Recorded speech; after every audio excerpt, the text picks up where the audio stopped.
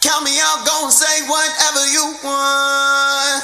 Go on, yeah. But you know we gotta keep the thing going. You know it, you know it. We be on the road.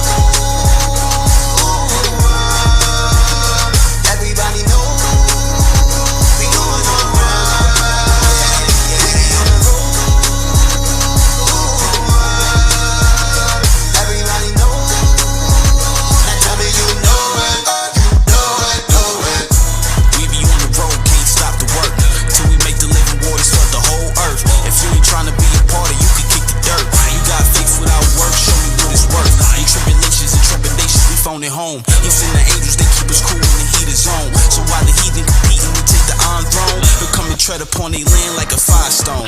Count me out, go and say whatever you want. Oh yeah, but you know we gotta keep the thing going. You know it, you know it. We be on the road. Everybody know we going alright. Yeah, we be on the road. Everybody know. Now tell me you know it, you know it, know it. We've been on the road for the longest. Fighters have hoes, birds on this. Why you asking me about your stupid little money? I don't know your money. Oh yeah. Do you believe it? Do you believe in me? If you believe, then leave and go feed the sheep. Take it from me if you just believe. You can move mountains far away. So go, yeah, go, yeah, go, yeah. Go, yeah, go, yeah, go, yeah. My people gone to slavery, 5,000 miles away from me. Lost and confused, I'm sending you to go and stand for me. Go.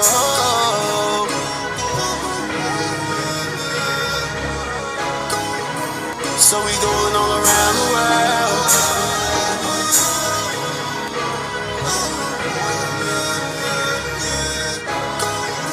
So we going all around the world. We be on the road. Everybody know we going alright. We be on the road. Everybody know. Now tell me you know it, you know it, know it.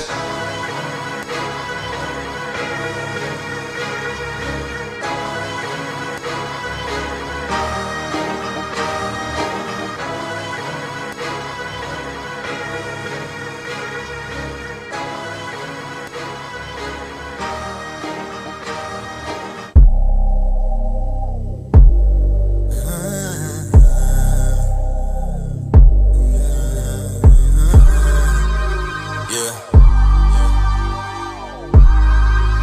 Yeah. You know me, got money, man, homies, died along the way, rolling, full sun, man. Yeah, you believe it?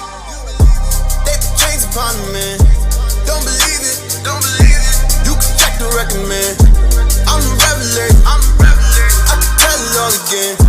Yeah, the antipaters, all the Cameronians. They done put me on the island where you got me letting, man. Ain't no sleeping out in morning, prophesying about the man. Yeah, he coming with the violence, like a dragon and you red. Hold it down until the timing, yeah, he coming for your head. You know me, got money, man, homemade. Died along the way, rolling, full sun, man. You believe it? Could you believe it? You know me, died among you, man. Homemade, died along the way, rolling, full sun, man. You believe it? Could you believe it? I see an angel coming, look like the sun, man. Alpha and Omega, getting in the end. Eat like the breast, power in the sand. Hair full of wool, eye color red. Put some in your waters, face intimidating. I'm coming in clouds, my chariot's invading.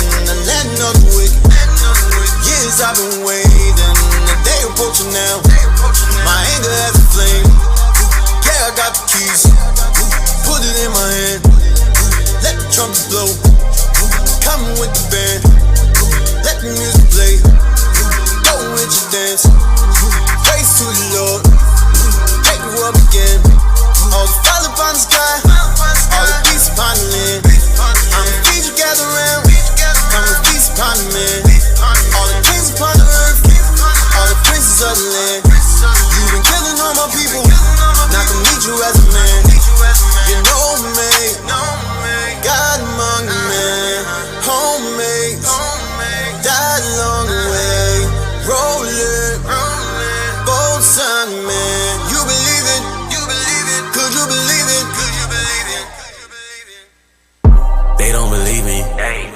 They don't believe me. I make it plain, but they still ain't convinced. Oh man, this job ain't easy. This ain't no joke.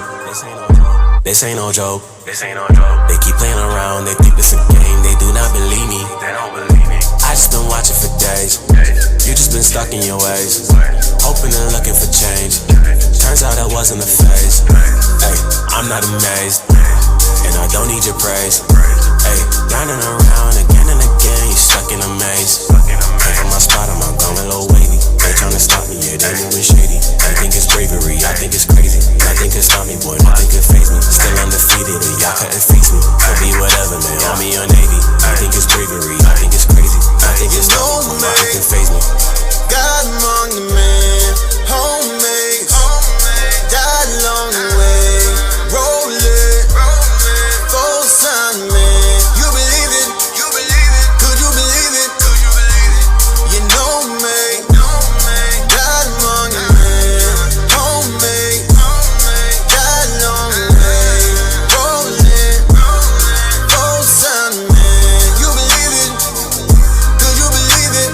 Down, pick it up, drop down, pick it up, stop it down, pick it up, drop down, pick it up, who can stop it down, pick it up, drop down, pick it up, who can stop it down, pick it up, drop down, pick it up, pick it up.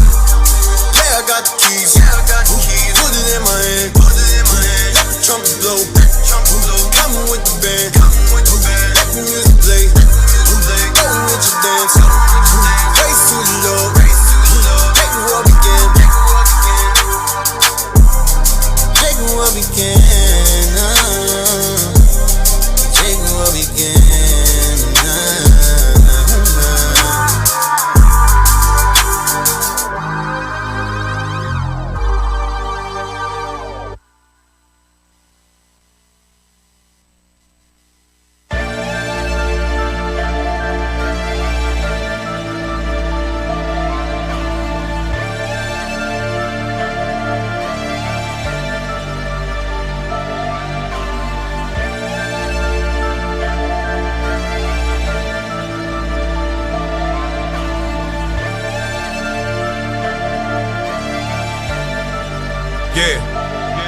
I want the nation bowing down to me to make them crown the king.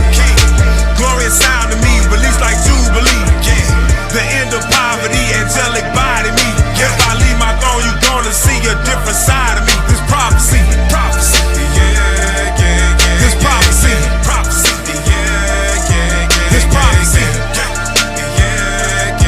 this prophecy. Ultra pure gold, gonna approach the throne. Way up to the ceiling. I can't fight this feeling. If your eyes on the kingdom, we got common interests. We've been down so long, oppressing in our members.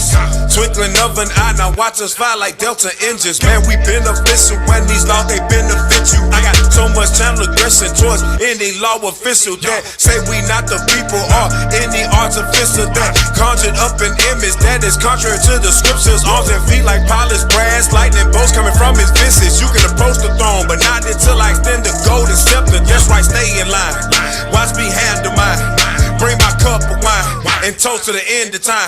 This palace so divine, ain't it? Prophecy changing my account. I got servants who got servant. Damn, this the curse of Canaan. Rearranging, blood of the gods, can't explain it. Get out of Dodge, they can't tame it. Ultra light beaming, pure gold on my raiment. I want the nation bowing down to me to make them crown the king. Glorious sound to me, released like Jubilee. The end of poverty, angelic body me. If I leave my throne, you gonna see a different side of me. This prophecy, this prophecy, this prophecy,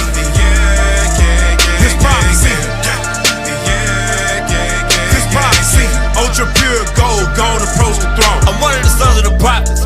Watch by the word faucets. Who are these pale imposters? You can't inherit the promise. The color of brass polished. You don't believe it, you sottish. Come with your doctrine demolished.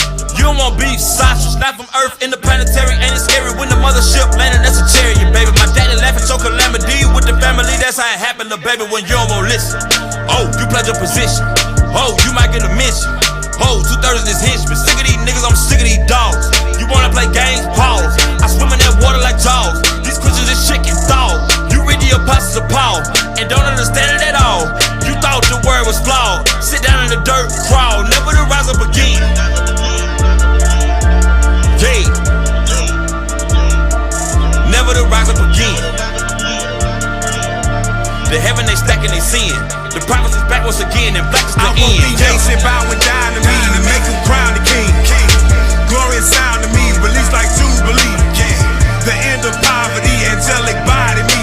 If I leave my throne, you gonna see a different side of me. This prophecy, prophecy, yeah, yeah, yeah. This prophecy, prophecy, yeah, yeah, yeah. This prophecy, yeah, yeah, yeah. This prophecy, ultra pure gold, gold approach the throne.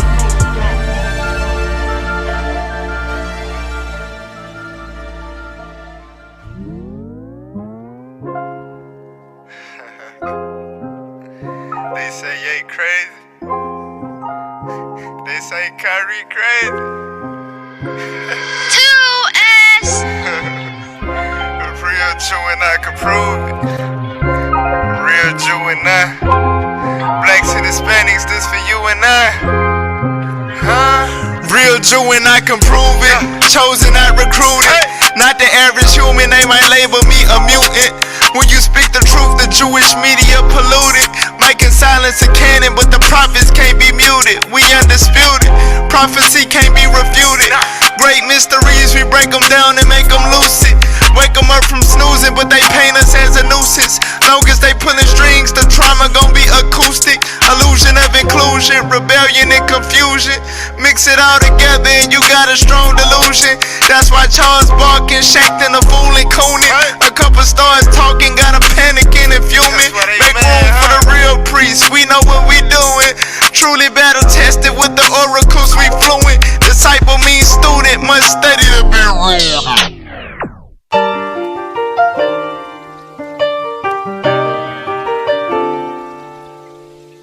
You are now flying. Applying pressure to the pedal breaking. Lord know we dedicated. Revealing truth to our people, we been miseducated. Great awakening taking place and they can't decimate it. Truth serum, they can't be replicated. Get medicated, this that Psalms 107 ain't it? We got this truth and can't keep calm. On the corner dropping bombs, can't be detonated. Jump from coast to coast like LeBron, but we never traded. Got the breath of life in my lungs, I'm resuscitated. Precepts, the only P we pushing in this heat. Hitting harder than the desert eagle bullet. Hit the earth with the line. Let it sink and we gon' hook 'em. We had idols in our mind. Heard this word and we forsook 'em. All in Memphis, no more rent. We raising up to 12. They say the truth hurt, so we labor and travail. From NYC to Houston, from LA to Riverdale. Talking truth, taking the kingdom in the gates of wicked hell. Can't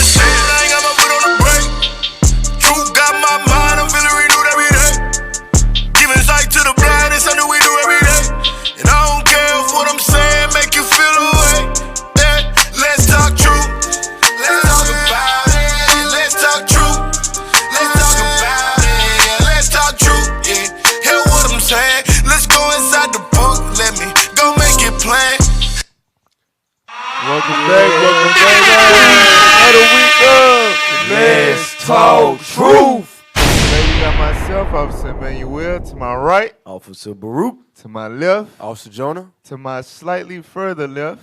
Officer Hezekiah. And to my furthest left. Officer Zachariah. All praise to the Most High God. Welcome back, brother. Welcome back. It's on Zachariah X. Wow. All praise to the Most High God. So yeah, man, this week we dealing with the truth about gentrification, right? It's a follow-up to last week, which was the truth about racism in real estate. What we exposed was in the form of real estate, slavery, oppression, right? You know what I'm saying? Basically, Jim Crow, us being at the bottom of society, just like they intended for us since they brought us over here on slave ships, is being perpetuated through real estate, through the business practices of real estate. Right. Right?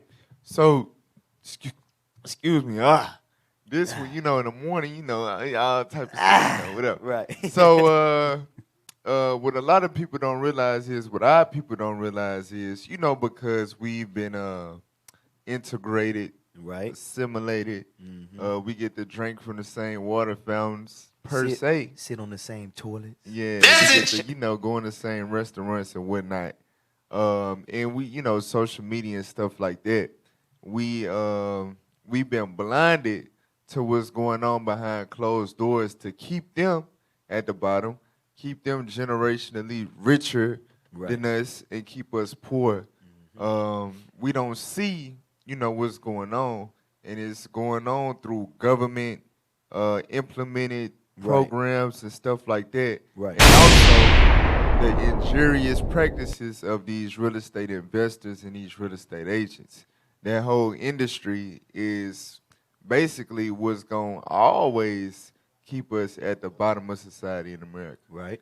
And that's what we've been exposing on Let's Talk Truth. So this week we're going deeper into the specific topic of gentrification, which is modern colonization. Right. All right, you were finna say something else? Yeah, because it's like, it's a Jedi mind trick. Because you mentioned, we got the assimilation and we got the, when we joined amongst the rest of the nations, quote unquote, per se, but they just slowly made laws and, we're together, write this law, frame mischief by law. Actually, they was thinking like 20 steps ahead. So a lot of the laws started like in the 10s and 20s when we was flourishing in our own communities, right?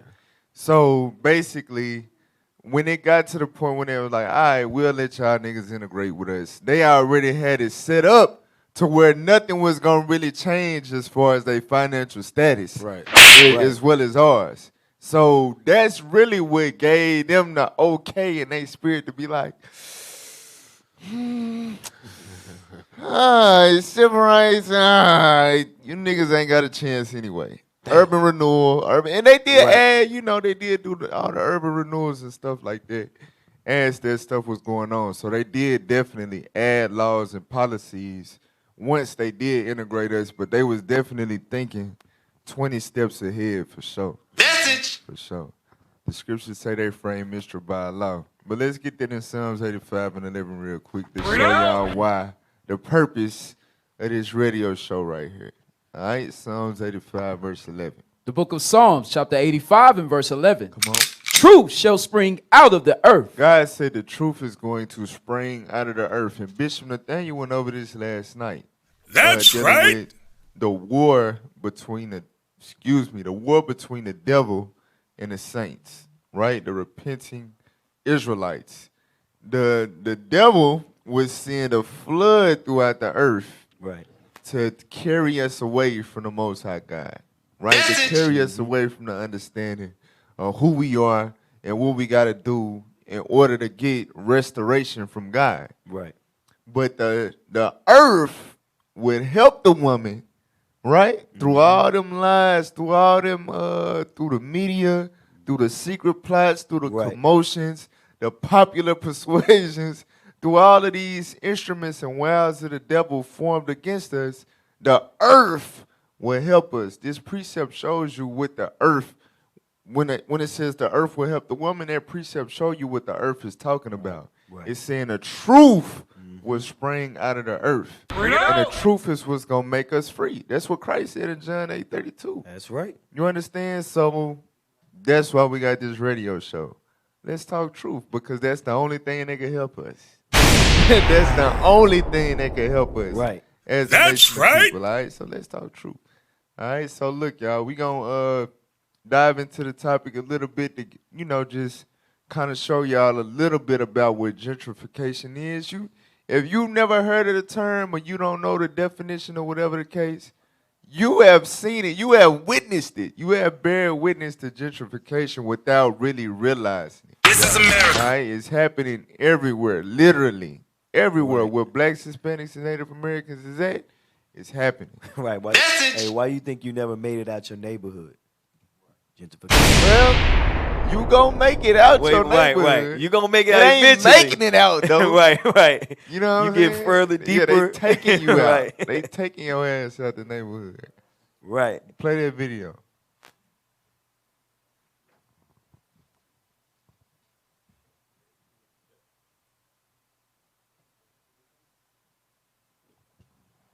They should have site ain't muted. Come on. You see they got the boards up and all that. Now you got to refresh. It's like what Bishop was saying last night. We done been through this radio a million times. We should know what to do now. Start over. They got the boards up and all that. Start it over and pause it. When you pause it immediately. All right, now you ready? All right, what's up, y'all? It's 12 2 Wick, and I'm gonna show you what gentrification looks like in DC. I'm in Northeast. You see they got the boards up and all that. And this is a few houses down on the same exact street. You know what they going for. All right, what's up, y'all? It's 12 2 Wick, and I'm gonna show you what gentrification. Damn. You see that house right there, right? That house right there that's shown at the when the screen is paused. You can put that up. That house right there, that's like a house that indicates that you're in the hood. Right. You know, it's run down, dilapidated, boards on the windows, stuff like that. When you see a blighted house like that, you know you probably in the hood. I hate it here. You probably were 50 years ago, it was where black people their kids was playing with each other on the street and they was riding bikes and wearing button-down shirts, and then crack came and then all the houses turned into that shit right there. You understand? Right. Yeah, that's how you know that's where you at. Right. Right? But then you get, and this is the trick. In that same neighborhood with a house like that, you get a damn rapper looking house, a damn luxury 2-story, you know what I'm saying, with something that the people in that neighborhood could never dream of staying in realistically. But it pops up on their block. And you know what's crazy? This is DC. Yeah. This is known as Chocolate City. This is the most gentrified area in the United States of America. Message. All right, go to the next clip.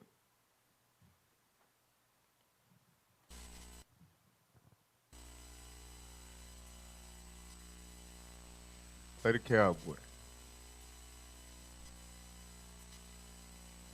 Quickly. Prime example of gentrification. Today we are in Dallas, Texas, and look at how quickly this neighborhood is changing over. Y'all see that? This is a prime. You got a couple of houses that look that image right there. On the left, you have a regular in between middle and lower class. Really lower class. Damn.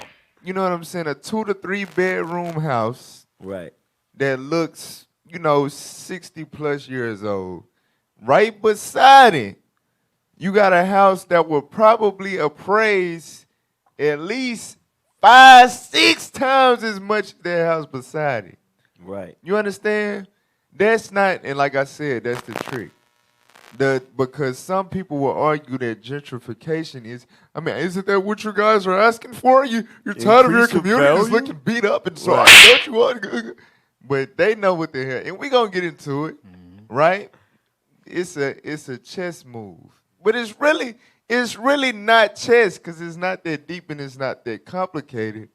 But it's the fact that we don't have any power to stop it, or you know what I'm saying? Message. And they able to sneak in a look through our ignorance. They able to present an argument like, no, this is community improvement. It's not, and we got a sister that's going to expound on that. It's not revitalization to the community. It's basically hijacking the community. Right. This is America. Because that person that live in that house to the left, that's the financial estate of the community. That's what the rest of the community look like, and that's how they live it. They can't afford that house on the right. Exactly. But guess who can?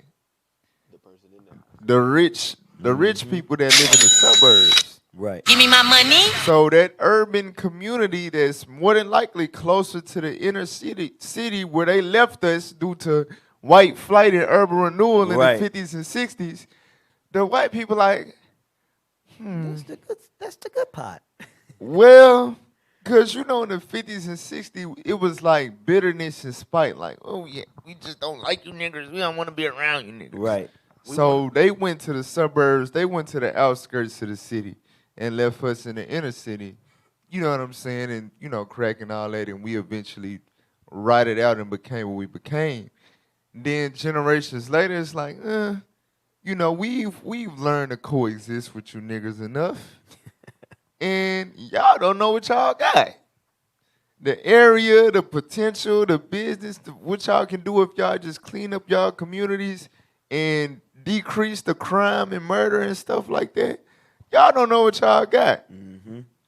And y'all still renting after all these generations. Y'all still renting? Oh, yeah, no, that's ours. Yeah, we buying it. Thank you, bye-bye. Right under you go to the suburbs and you go make the outskirts of hood. We're going to take over the urban area of the city, closer to the high rises and all that downtown, and we gonna increase the economy. You go to the suburbs, because you're gonna like it. It's the suburbs, right? Hey. Until we all gone, and it's just y'all niggas, and y'all turn it to the damn hood. Damn. And everything y'all touch turned to dirt. Yeah. Meanwhile, the Israel, we ain't going nowhere. We ain't going nowhere. We said this our community 2 years later. Gone. I'm tired of this, man. We finna show it ain't no power. Hey. We don't got no power to stop it. And this is another trick too. The only defense we will have against the people buying out our communities is the public housing. And by me saying that, you already know it's not a defense. You see what I'm saying? Right. That's all right, you niggas want to, this is y'all neighborhood. Y'all go and stay and pack like sardines in the community and all that. I hate it here. One way in, frustrated one way out. at the fact that once you walk out them projects, you living in a world that is not yours anymore. You walking out the projects to coffee shops and paint and sip places, stores you can't afford to shop at. It's gonna drive you insane. Or just want to stay inside that cage. That's heavy you saying that. It's just like me and Officer Jacob was riding through there the other day. It's like Hanger Hill. You leave outside of Hanger Hill, you go east. They starting to build new coffee shops, sky rises out there. They revamping the whole area. But that one little hood section is garbage. I hate it whack. here. And eventually, they gonna get pushed south. And they gonna take over. They got their housing authority over there. Exactly. So they not going. They hanging here. They ain't going nowhere. They don't think. Right. But eventually, it's gonna turn into an area where it's gonna be hard to rep, like you hard and you tough. Right. You know what I'm saying? And I was thinking of something too. We showing this and we talking about it. This reminds me of the game Monopoly. Yeah, because that's what it is. Eventually, when you get to Boardwalk, that's the most expensive spot. And that's the closest. That's the boardwalk. That's downtown, basically. And they trying to say, hey, okay, we're going to kick you out. But if you want to come back, everything expensive. If you touch this land, you got to pay this. You're going to get taxed. They're going to tax you higher in their city than outside. Yeah. Give me my money. Can't go in the inner Hanger city. Hill, it's way too close to downtown. They Exactly. we need and this they area. building over there. We need this area. Y'all been in this area all this time, and all y'all ain't want to do do nothing. is kill each other? Man, Horace Mann going to be the new Heights. Play that video right Send there. them off to College Station. And these are some of the things that they do in order to execute their enterprise. Right. Play that video.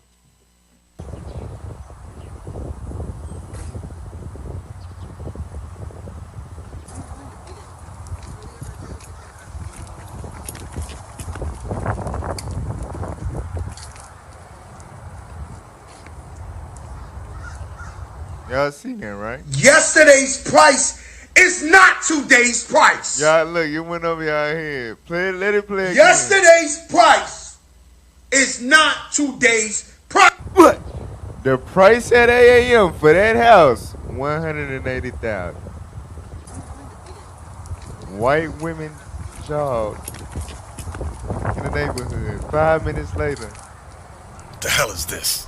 Updated price, $250,000. Man, you got Yesterday's price is. Listen, that's the. This is true. Believe it or not, and it's kind of like I ain't gonna say it's a sickness in our people's mind, but it truly makes a difference with us, with black people. Like when you look on Zillow, you looking at the community area, is it safe? You know what I'm saying? You looking through the Google Maps like, dang, I don't see no white folks. right? I was showing houses the other day. And the sister, she was like, yeah, like this neighborhood not that bad. I see white people walking their dogs and stuff. You know what I'm saying? Like it's in like a safe area. So like when the area may be decent as far as location, but it's it seemed predominantly black, right? And it seemed like it could be drugs and gangs there or whatever. When you bring people like that in the community, and they used to pay people to do that. But you bring people like that, and white people gonna be safe wherever they go. Right. So you let some white folks jog through the neighborhood with it just like rock water off pipe. Yeah. Yeah, But and they really that's a kinda perfect like, one too. You know what I'm saying? They like itching their way down too. Niggas like gonna be yeah, Bro, but anyway, that's the most blatant form of yeah. you know what I'm saying, segregation right there. Yeah, for sure. But that's the thing. White people going through there jogging on safety and stuff like that. It's like, oh, so this is it. Okay. So the property value skyrockets based off that element that goes into real estate value, this community safety and stuff like that. Right. So when you do that, you're able to raise the property value up to where the people that live in that community can no longer afford it. So the people that's renting, which is majority of our people, we not buying them houses. The people that's renting, it get bought out by investors, right? And they kick some of the people out and put white folks in where they built the luxury properties or whatever. They put the rich white folks there. And then it's like, okay, hey, listen, we got these properties now. We got these people staying here now. If you want to stay in this house, you got to pay $500 more in rent every month. Give me my money. We can't afford that. Right. So what happens to the area? It becomes gentrified. They just colonize your neighborhood. Exactly. Respectfully. Hey, their goal is to just the masses of black people. We poor. We don't have a lot of money. Can I get a precept real quick? Let me get Proverbs chapter 30, verse 14. Because them people, they hate our guts, bro. If they could snap their finger just to get us off the face of the earth, man, they would do it. But they have ways where they crafty counsel. Watch this, read. The book of Proverbs, chapter 30 and verse 14. There is a generation. Hey, what? There is a generation. Like the officer was saying, this generation of Edomites that we have today, read. Whose teeth are as swords, and their jaw teeth as knives, to devour the poor. To do what? To devour the poor from off the earth, and the needy from among men. Now, who is this talking about right here? We the poor. We the needy. Right. Bro, I'm telling you, man, them people, they so slick in the way they do things, bro. Their whole purpose is, we hate you niggas. We wish that you niggas could move to a whole nother planet. So gentrification, just a way of them doing what they got to do to make us, kill and conquer? How they be saying? That's right. Divide and conquer. Yeah, divide and conquer. Because that's at the end of the day, that's what's going to end up happening. We're going to take that stress and that violence, we're going to take that off on each other, man. I'm tired of this, man. Hey, go to Sirach 29. You better say some more, Nah, go ahead. Sirach 29:27. Because this how they looking at us anyway. Where we're at now, the little poorhouses that they're gentrifying, they gave us those to begin with so that they could do white flight and urban renewal move over here. But now they coming back, and this is what they said. Read that. The book of Sirach, chapter 29 and verse 27. Give place, thou stranger, to an honorable man. All right, it's time for my people to come back now. Get up. Come on up out of that room. Read. My brother cometh to be lodged. My people ready to take back this area. Come on. And I have need of mine house. And I have need of my house because in their mind, all this is ours anyway. Right. Whether it's Pike, whether it's this end of Pike by the river or all the way on the other end, all this belong to us anyway. So whenever Stay we in ready your to lane. take it back, that's exactly what we're going to do. Read. These things are grievous to a man of understanding. The upbraiding of house room and reproaching of the lender. That's exactly the state we in. That's why we bringing this thing out. And this is not going to come to a full end until our Savior Jesus the Christ return. Right. But this is the type of game that Esau is playing. This is America. All praise to the Most High. So look, y'all, before we go to break, we want to deal with the reality radar. This is something that, this is some disturbing stuff right here. Now we trying to save, some of the stuff for the night, so I don't want to bring out some of the more relevant stuff that's been going on the past week or so. But this so happened recently, and it's quite disturbing. I play that video. Nisa Nashim, which is a Jewish and Muslim women's network, so we do a lot of intake work here, and these lovely people who are along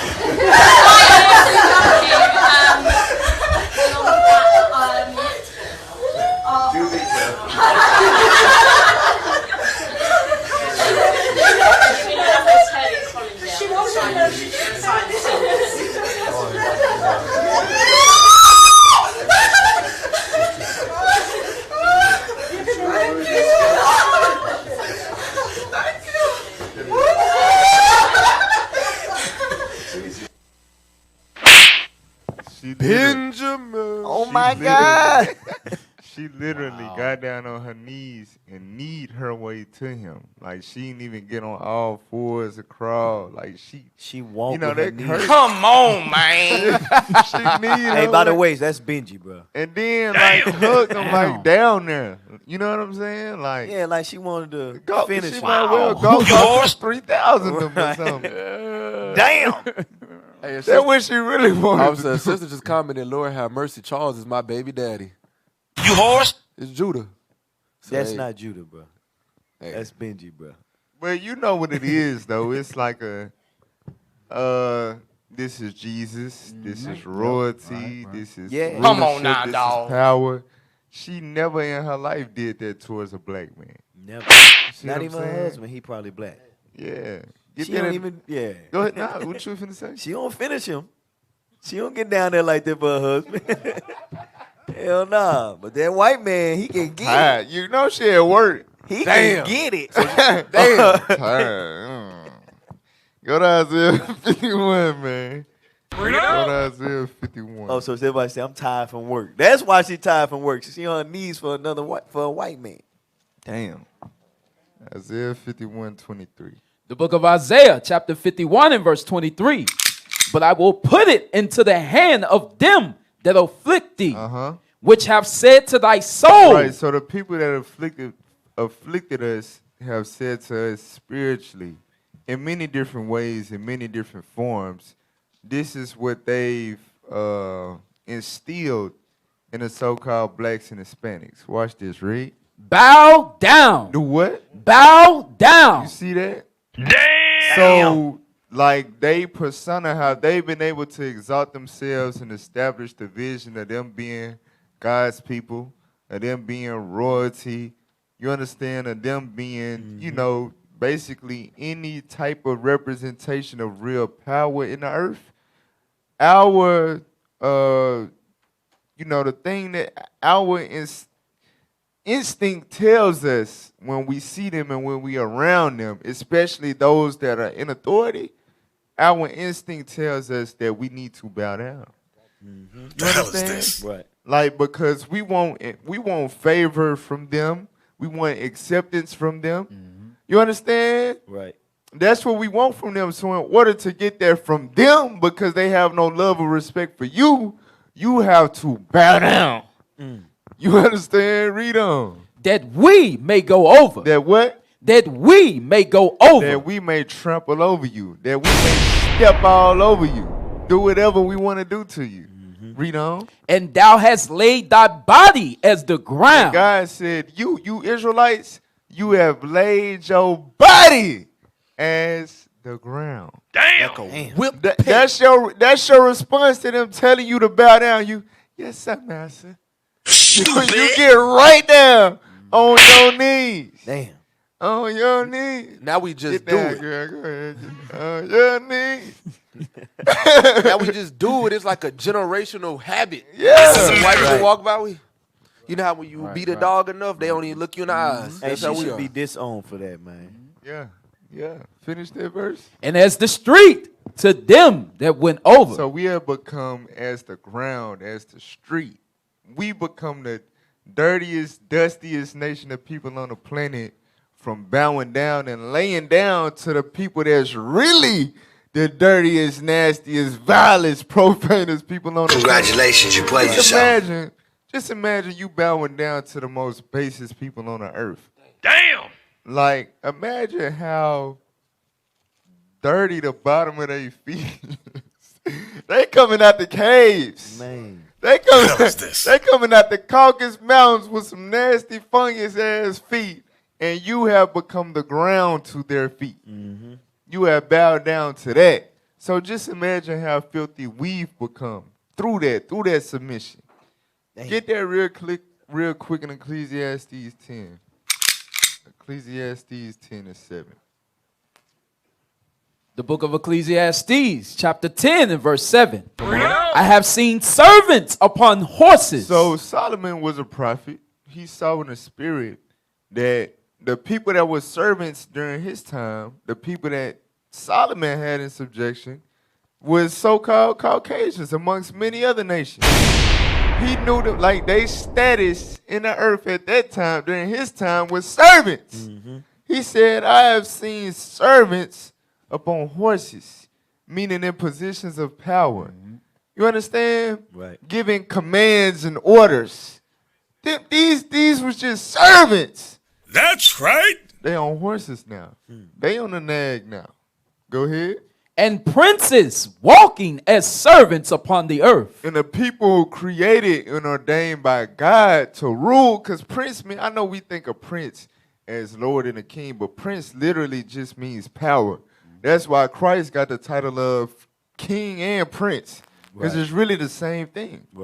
Right? So Solomon saw the real rulers of the earth, which is us, walking as servants upon the earth, meaning in subjection, in submission, in bowing down to the servants on horses. I'm tired of this, man. So what Solomon is saying that he saw a psychological flip, because the people on horses, they still servants.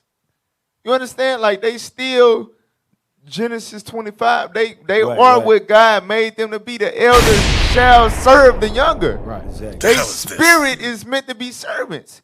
And even though we at the bottom, even though we cursed, we still, the Israelites, meaning princes, that got power with God. That's right. But psychologically, we look at them as the princes, the rulers. You understand? Right. We get on our knees and run to them. Well, knee ourselves to them. Stupid. Probably scar some damn tissue in her damn knees. You understand? Looking like you finna go on that white man. He probably got a little on the side. Know what I'm saying? He probably got a little excited a little Right. bit. You know when she knee herself over there. He probably got, oh, wait a minute. You know what I'm saying? For real, but that's because that's how we see them, as the princes, as the King Charles, and he ain't no damn king. Right. Come on, man. But that's how we see him. It was a psychological flip that Solomon saw in the spirit, and that's who we saw in that clip. You had some of us? No, I'm good. All right, all praise to the Most High. Y'all officers got something?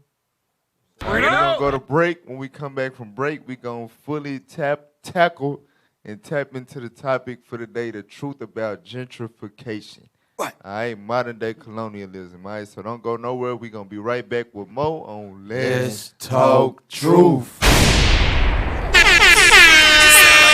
On the side where the real Jews reside, we gon' pull up. Hoary heads in them young lines when we pull up. Camp signs in the down flies when we pull up. Prophesying, casting down lies when we pull up. In the midst of tribulation, we gon' look up. Black Messiah crack the sky, whole world shook up. We ain't even tripping cause we know we getting took up. If you don't wanna burn, come and learn, you can pull up. Drop the addy, we invade. Pull up everywhere like we calisthenic crazy. Boots on the ground for the Alpha and Omega. Ain't here to fraternize, we casting down imaginations. And we spinning like the wheel of fortune. When your folks dwell, them 7 letters one time. We ain't taking no L's. Shot fired, got your head ringing like a doorbell. And them ain't 762s, that's Hebrews 4:12. Quit lacking and read the pamphlet. Christ being sent for the seal, God stamped it. Matthew 24, the tracking number, he in transit. Like a whirlwind, but he leaving. So you can build up your local area, don't think about going international with us. Simultaneous, the white man see the minds. Meantime, we studying, praying, and applying. Understand, we the side where the real pull up. Hoary heads in them young lines.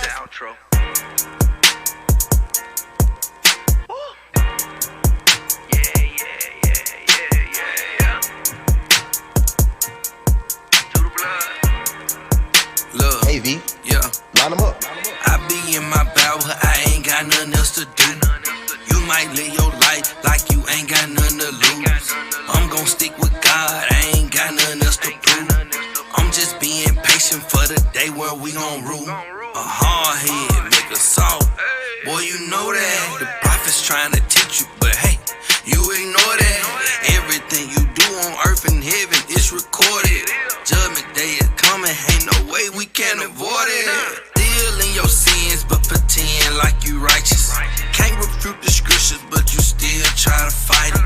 You crawl in the dark with a lamp, but then light it. Claim you know the truth, but you still indecisive. Better pick a side, who gon' ride it, do or die. Cause Christ gon' crack that sky with that fire, they gon' fry. Chariots, they flying, we gon' rise like bye-bye.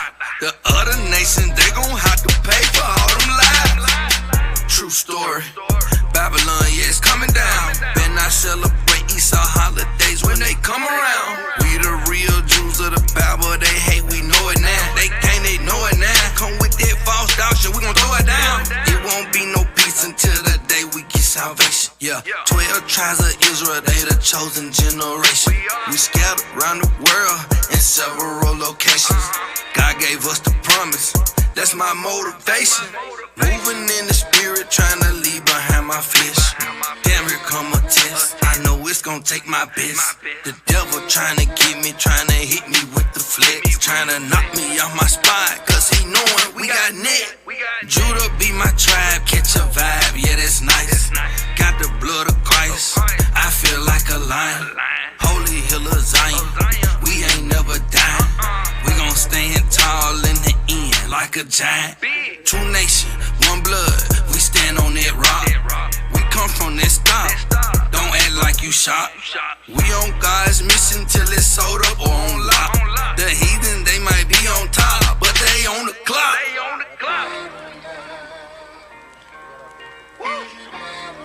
Outro, do the blood. Let's go. Israel, cursed in the city.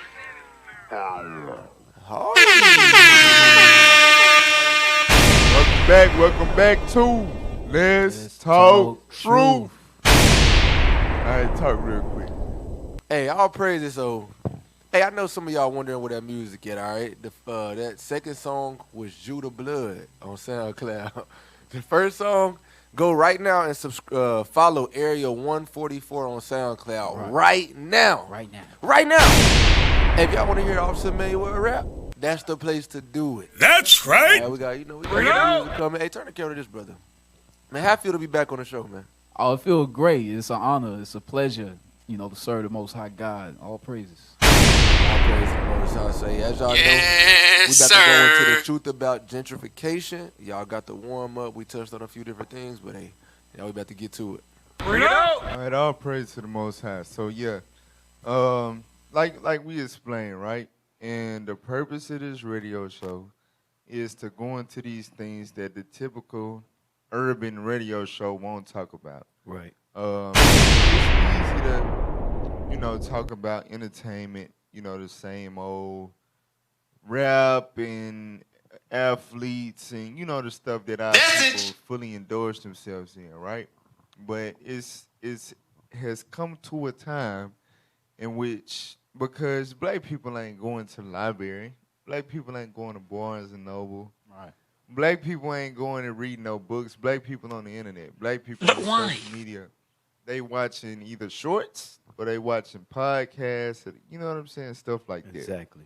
So we trying to bring the conversation the best way we can to a platform in which people would listen in, and we bring forth the information that's not being covered on these type of platforms. That's right. You would need to go and read some books about. do some in-depth research about. You understand? Because through these topics, it's a lot of hidden, it's a lot of things that they've hidden there truly reveals their agenda to keep us at the bottom. You understand? Like, our objective is to show our people, listen, this is not your rest.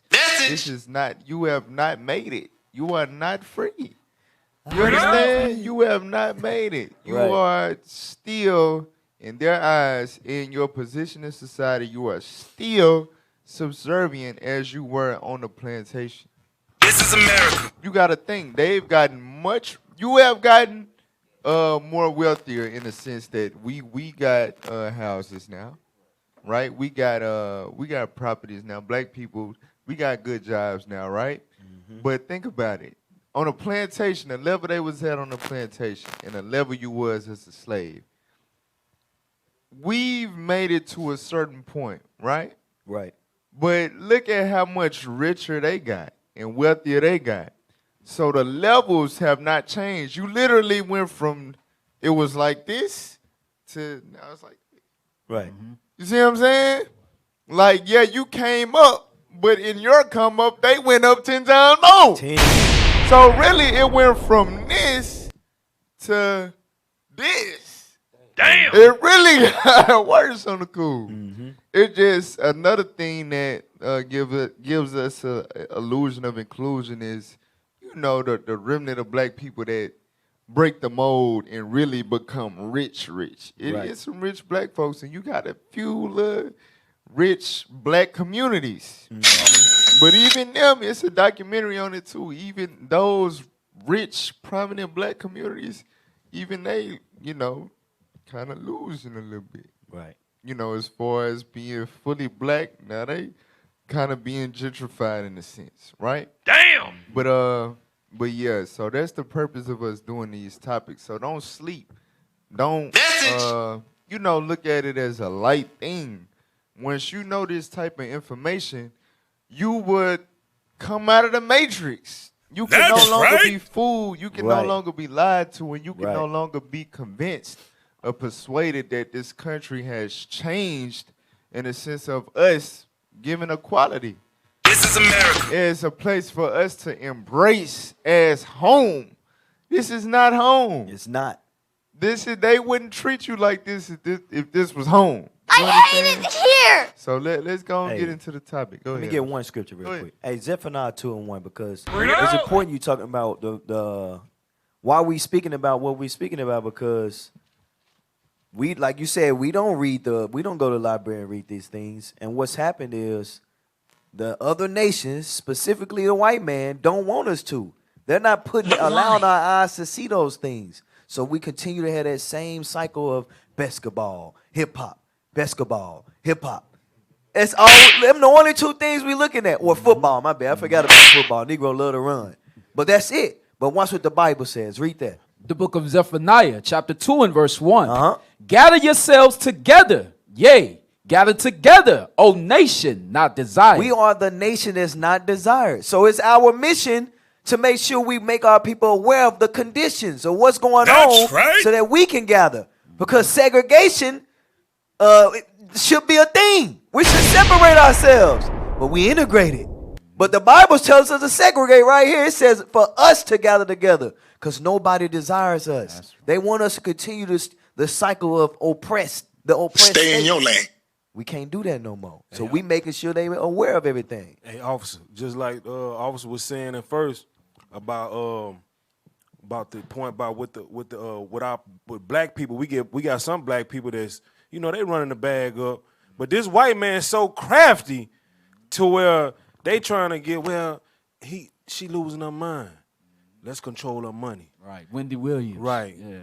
They coming up with laws now to where if they deem you unstable, they trying to come up with ways to take your millions. Damn. You see what I'm saying? It's the Nehemiah 9. They got the million over your body. No matter how much money you got, they can seize all your assets. Look, this Give me my money.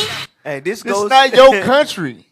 You can't. No matter how much money you run up, you can't afford to buy the government. Right. You can't put a price on the government. Right. You understand? Right. For real, it's a. It goes into that because they can take your land if you old. They taking your house.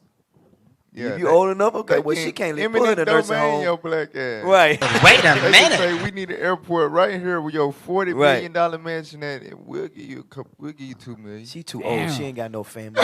That show you inclusion is a delusion all along. Jeez. Right. They did the same thing with our inventions. We had a patent or anything like that, man. They take it. Oh, you did that? That's mine. Right. Facts. But I will say we're gonna hit on this fact.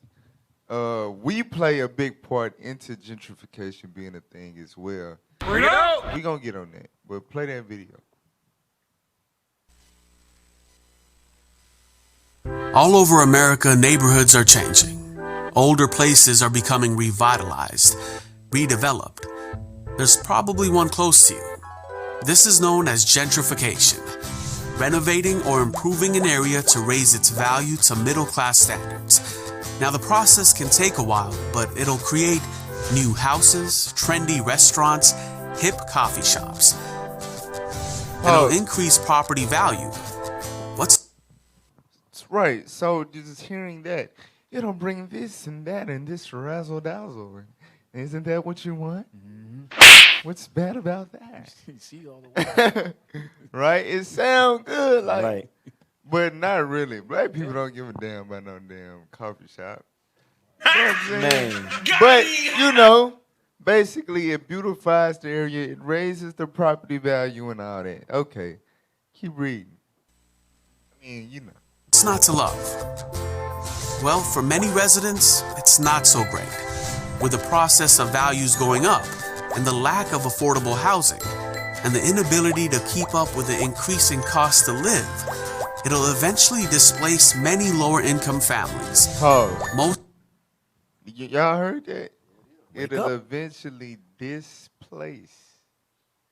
So you saw the black community in the house before it was updated and renovated and all that and became of that higher property value. And once it became that, the black people disappeared. Message. The black family disappeared.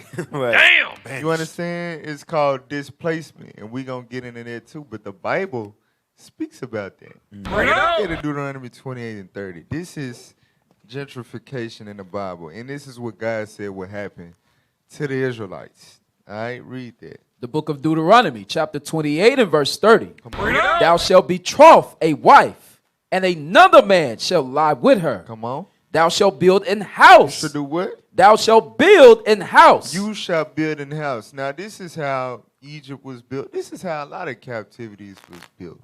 Right? Damn. It was built off our slave labor.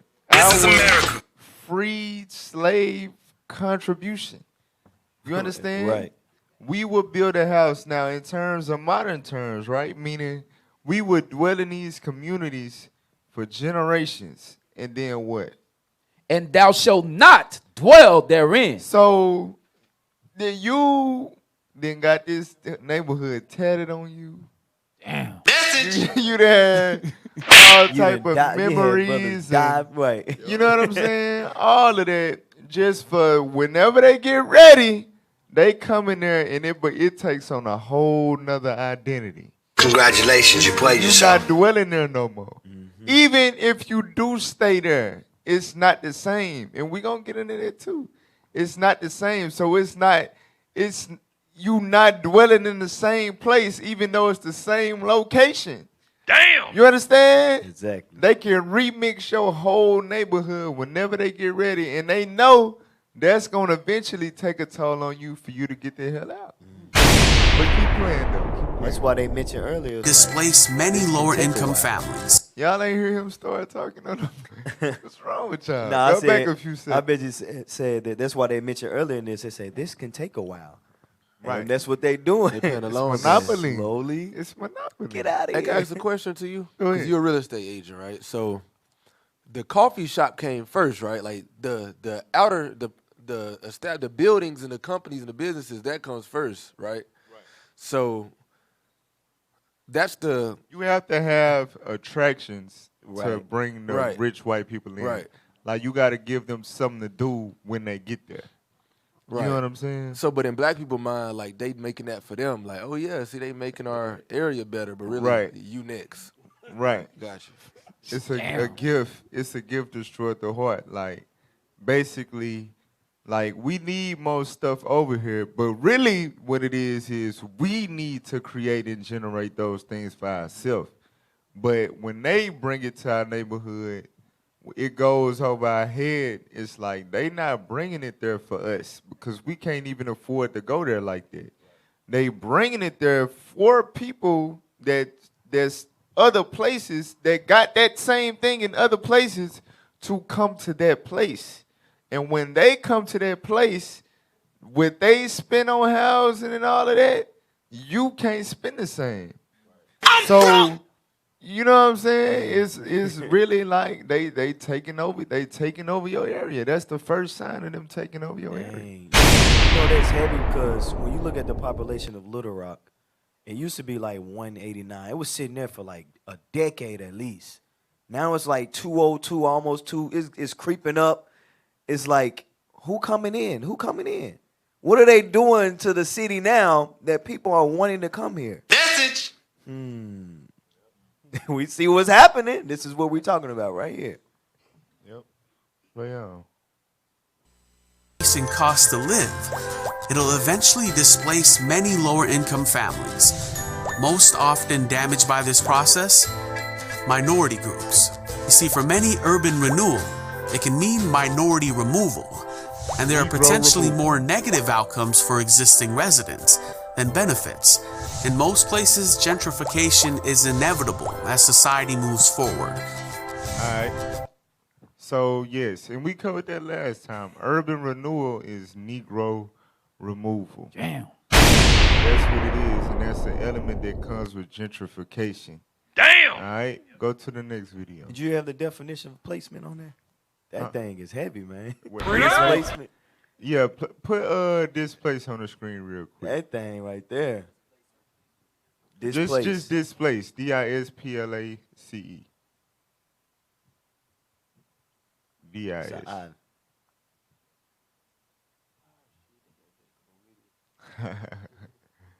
Just displace. Put that on the screen. Displace.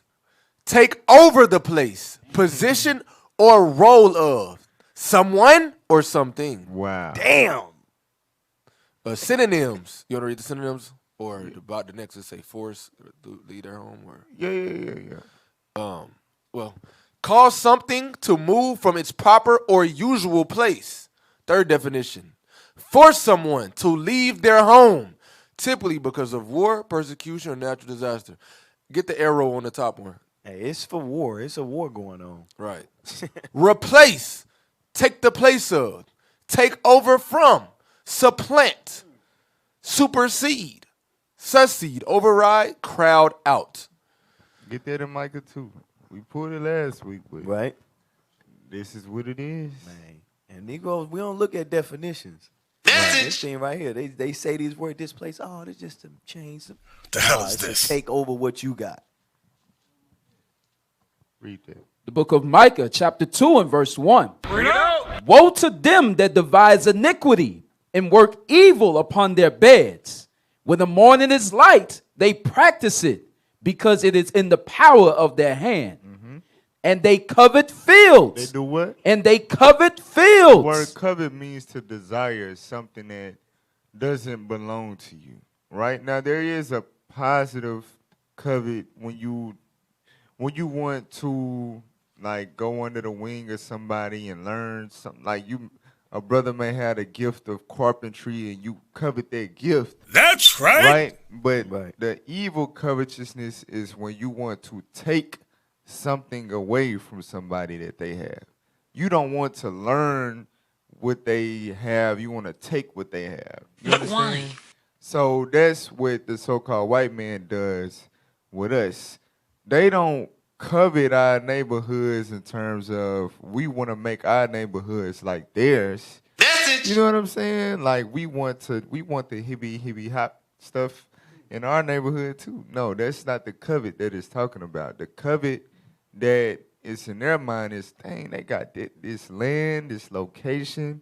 You understand? They got all these buildings that ain't worth nothing that we could easily refurbish and renovate and turn into something.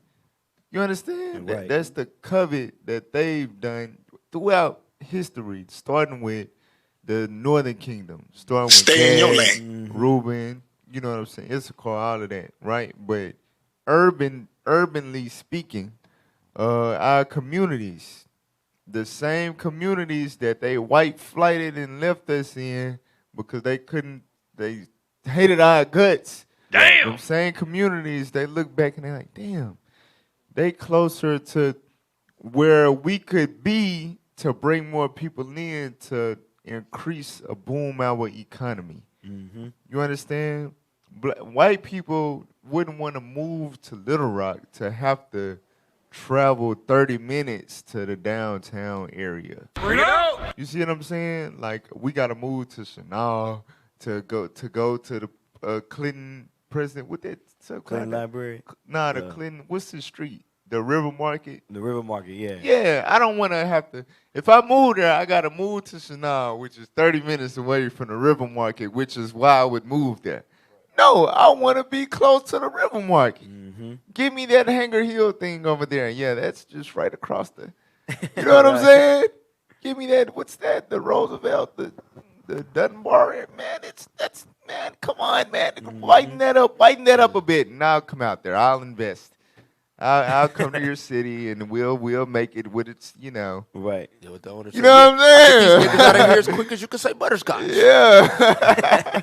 For real. So they covet fields. The places that we dwell, we don't see the potential in the area in terms of, with our behavior towards one another, what it signifies or whatever. And then also in terms of our spending and the things that we choose to invest in. We don't invest in anything, we just spend. Right. You know what I'm saying? So we don't even see what we got when we got it. All right? But play that video. Oh, we finished that scripture. I'm tripping. They do what? And they covet fields and take them by violence. Right. So in history, they took them by violence. Right. It was bloodshed. Now it's through paperwork violence. You understand? Hey, it's through policy, the violence of policy. They mastered it though, because remember back in the day, they were doing it to the Northern Kingdom brothers, and they said, "Hey, let me write this contract." And they didn't know how to read. They didn't understand the language, and all the treaties they broke, and they took them and pushed them towards to the west of the United States. But the Negro, meanwhile, he was learning how to read and write. So they said, can't do the same thing to them, but I can give them a little urban renewal thing. I can do this, put these things in place where the Negro won't know the difference. And that's what they did. Play that video. Understand? Pay attention. So all praise to the Most High. So through, you know what they say about jokes, and all jokes is some truth. Yeah. But that was really the whole truth. Really, just they put the comic relief on there to cause it to slide over your head. Right. It was on your head, but the laughs made it like slide. You know what I'm saying? Like gentrification. You know what I'm saying? Like you ain't gonna meditate on it. Yeah. Wait a minute. Meditate on it. You gonna laugh it off your mind. Like, just think about it. For that to be something that's in existence, is literally news articles and news clips and all that about this topic, this word taking place today. And he described it jokingly as white people spending a lot of money and black people disappear.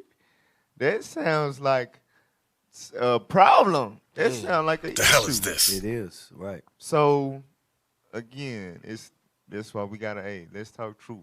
Play that next clip.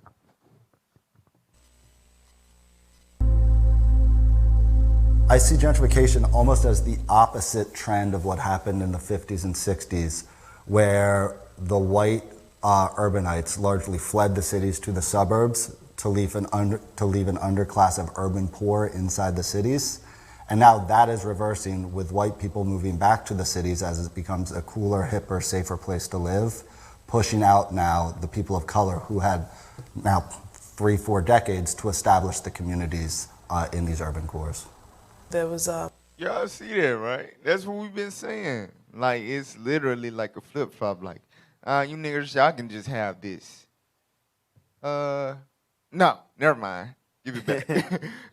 Right, give For it back. real, like, damn. And we just puns. We just get moved around, right? And that's the Jedi mind trick. Now, through staying in them urban communities for so long, when they come in and the prices raised where we at in them communities, right?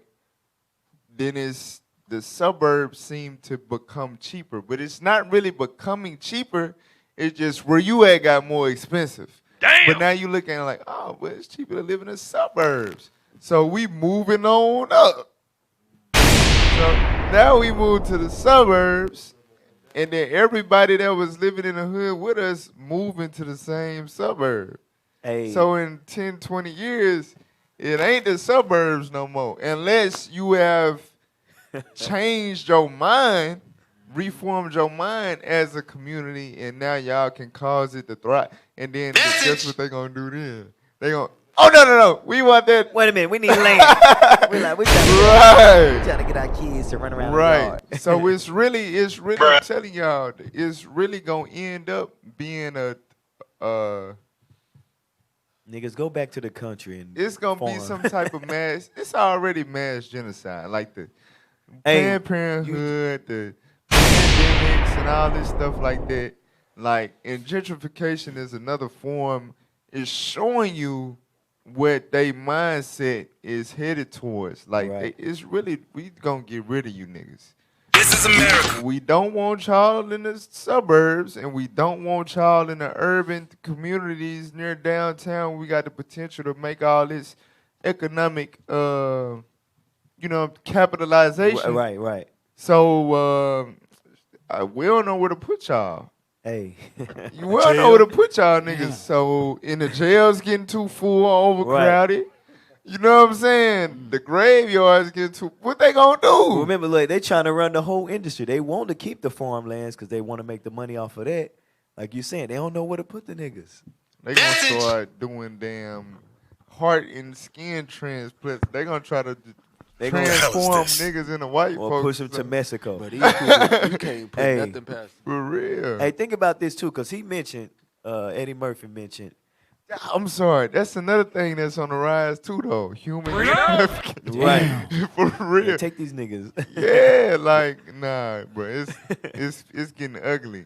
Like, seeing stuff like that should really make that go off in your head. It's getting ugly for us. Right. I was saying, he mentioned something about, send them, where they going to Atlanta? He said something about Atlanta. But we see in Atlanta, it's being gentrified because downtown, remember, Atlanta is known as the black city, right? You know what I'm saying? Black Hollywood. But what's happening now? They all in Atlanta. But the one, like you said, dang, we was talking about North Little Rock, the area where the whites taking over. The major part we don't know about, which is probably what they're going to do, is Tulsa, Oklahoma. Remember, you went there. Remember this. It was a black town. Who running it now? They bombed this place, killed these Negroes, and took over. Wow. Damn! So basically what you're saying is, or this is how I take it. So Atlanta, right? Atlanta, the black Bollywood or whatever, even though they got some of the worst trenches in the United States. Like, there's black people living in the absolute worst conditions right there in the same place where you got the richest black people or whatever. Right. But anyway, so basically right now, Atlanta being a hub for entertainment and rappers, and they rapping and all that, but they got ops. Right, they got crime. They got RICO cases and all that. Come on now, So dog. right now it's cool. Yeah, let all the niggas go there. But let's say Atlanta, the black people in Atlanta started getting their mind right with all that money. You understand? With that being a place they want us all to go, and we got all this money, and now we learn how to act, and we reform our mind, and now we work together, and then we make it. If Atlanta is what it is right now, without the killing, without the senseless rapping and the whoredom and the prostitution and all that, And the homosexuality, right? when Atlanta manifests into greatness, Tulsa. And they gonna bomb that. Yeah, it's over with. Bombs over black niggas. That's what they're gonna sing next. That's gonna be the new song right there. Hey, I get a precept on this. Go ahead, Ups. Obadiah chapter 1.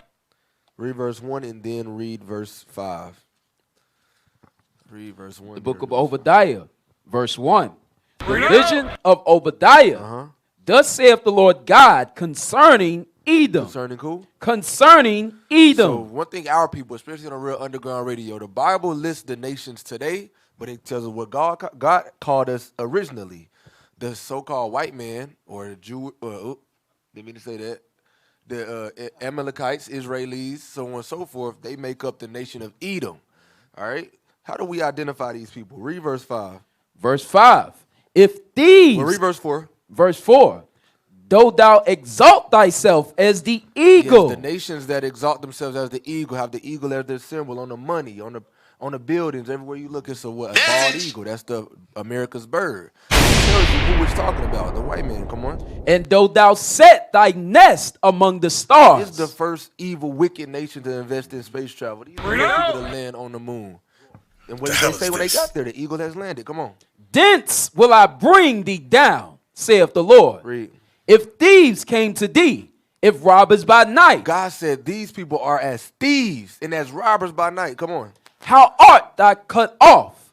Would they not have stolen till they had enough?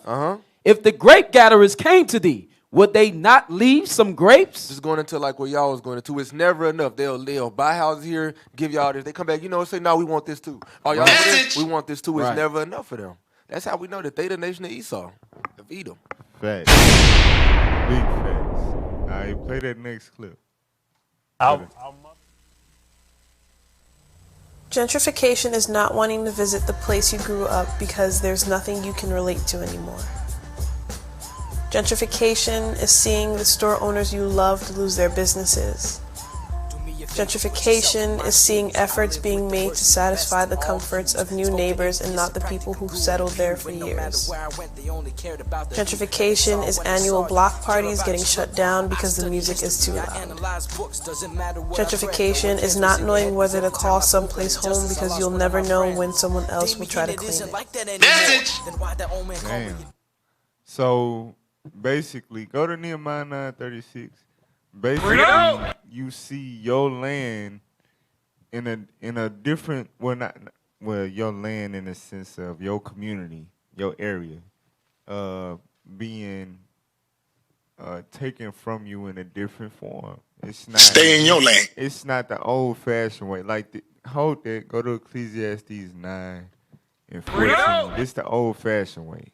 Like we read in Micah, they take it by violence. Read it. Ecclesiastes 9, verse 14. Come on.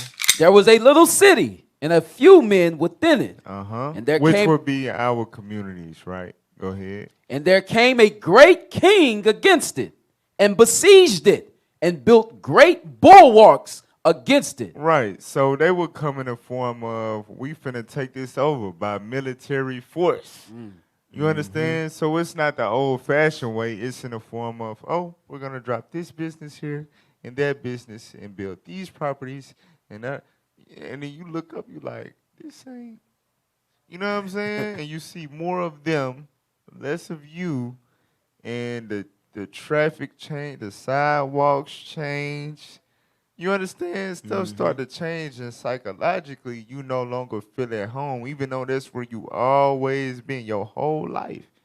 You no longer feel that home feel. They done changed the whole way in which they take over our neighborhood. Right.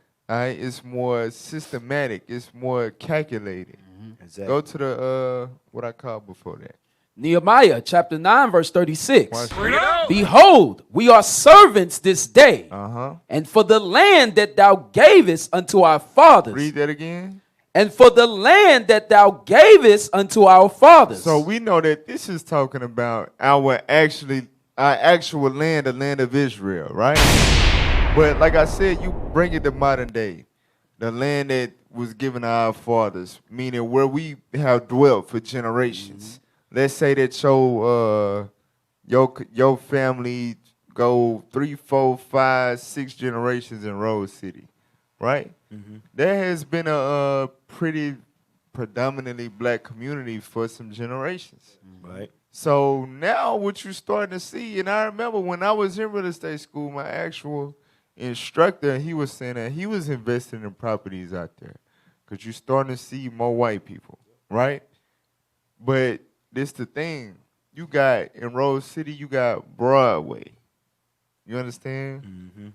So the Broadway, if a street is named Broadway, like you got the other Broadway across the river that got the big businesses and all that stuff, and you know what I'm saying? So on this side, it's the same name of the street, but it's a whole different world. Message. But we can change that. It's named Broadway. We can do away with this little rinky-dink gas station right here, this little raggedy shopping center right here, this little donut shop right here, and we can, in this little wing joint right here, Right. we can build a Starbucks. You know what I'm saying? We can put a little, maybe a Office Depot. I don't know, whatever the white folks. H&R Block, you know what I'm saying? Something nice, something that Panera Bread. There you go. Panera Up Bread. that alley. Up that alley, right? And to bring more those other people in, and eventually you will see this land that you always been knowing is Rose City, read on. To eat the fruit thereof and the good thereof. Read it again.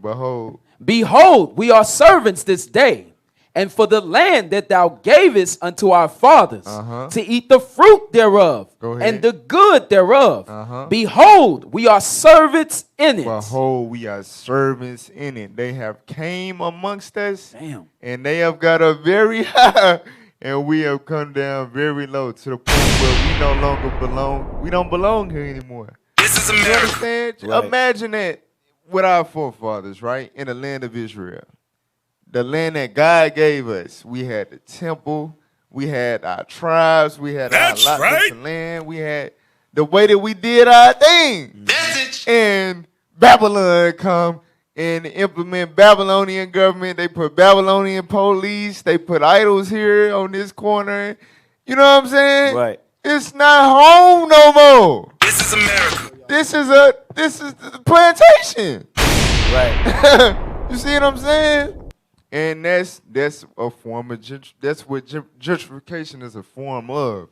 It's like they transform your world to where it no longer feels like your world, even though location-wise, that is where you from. That's it. That's your hood. You know what I'm saying? But they can make it to where it's no longer where you from.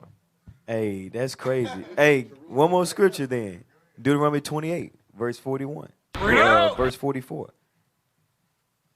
We're going to see it. Verse 43, excuse me. We see it because think about this. You made an important thing, important point. And we see it in North Little Rock as heavy because, and we, you know where we at, right? But they start here on one side. They hit every side, and they surround you. They surround you. But watch this. Read.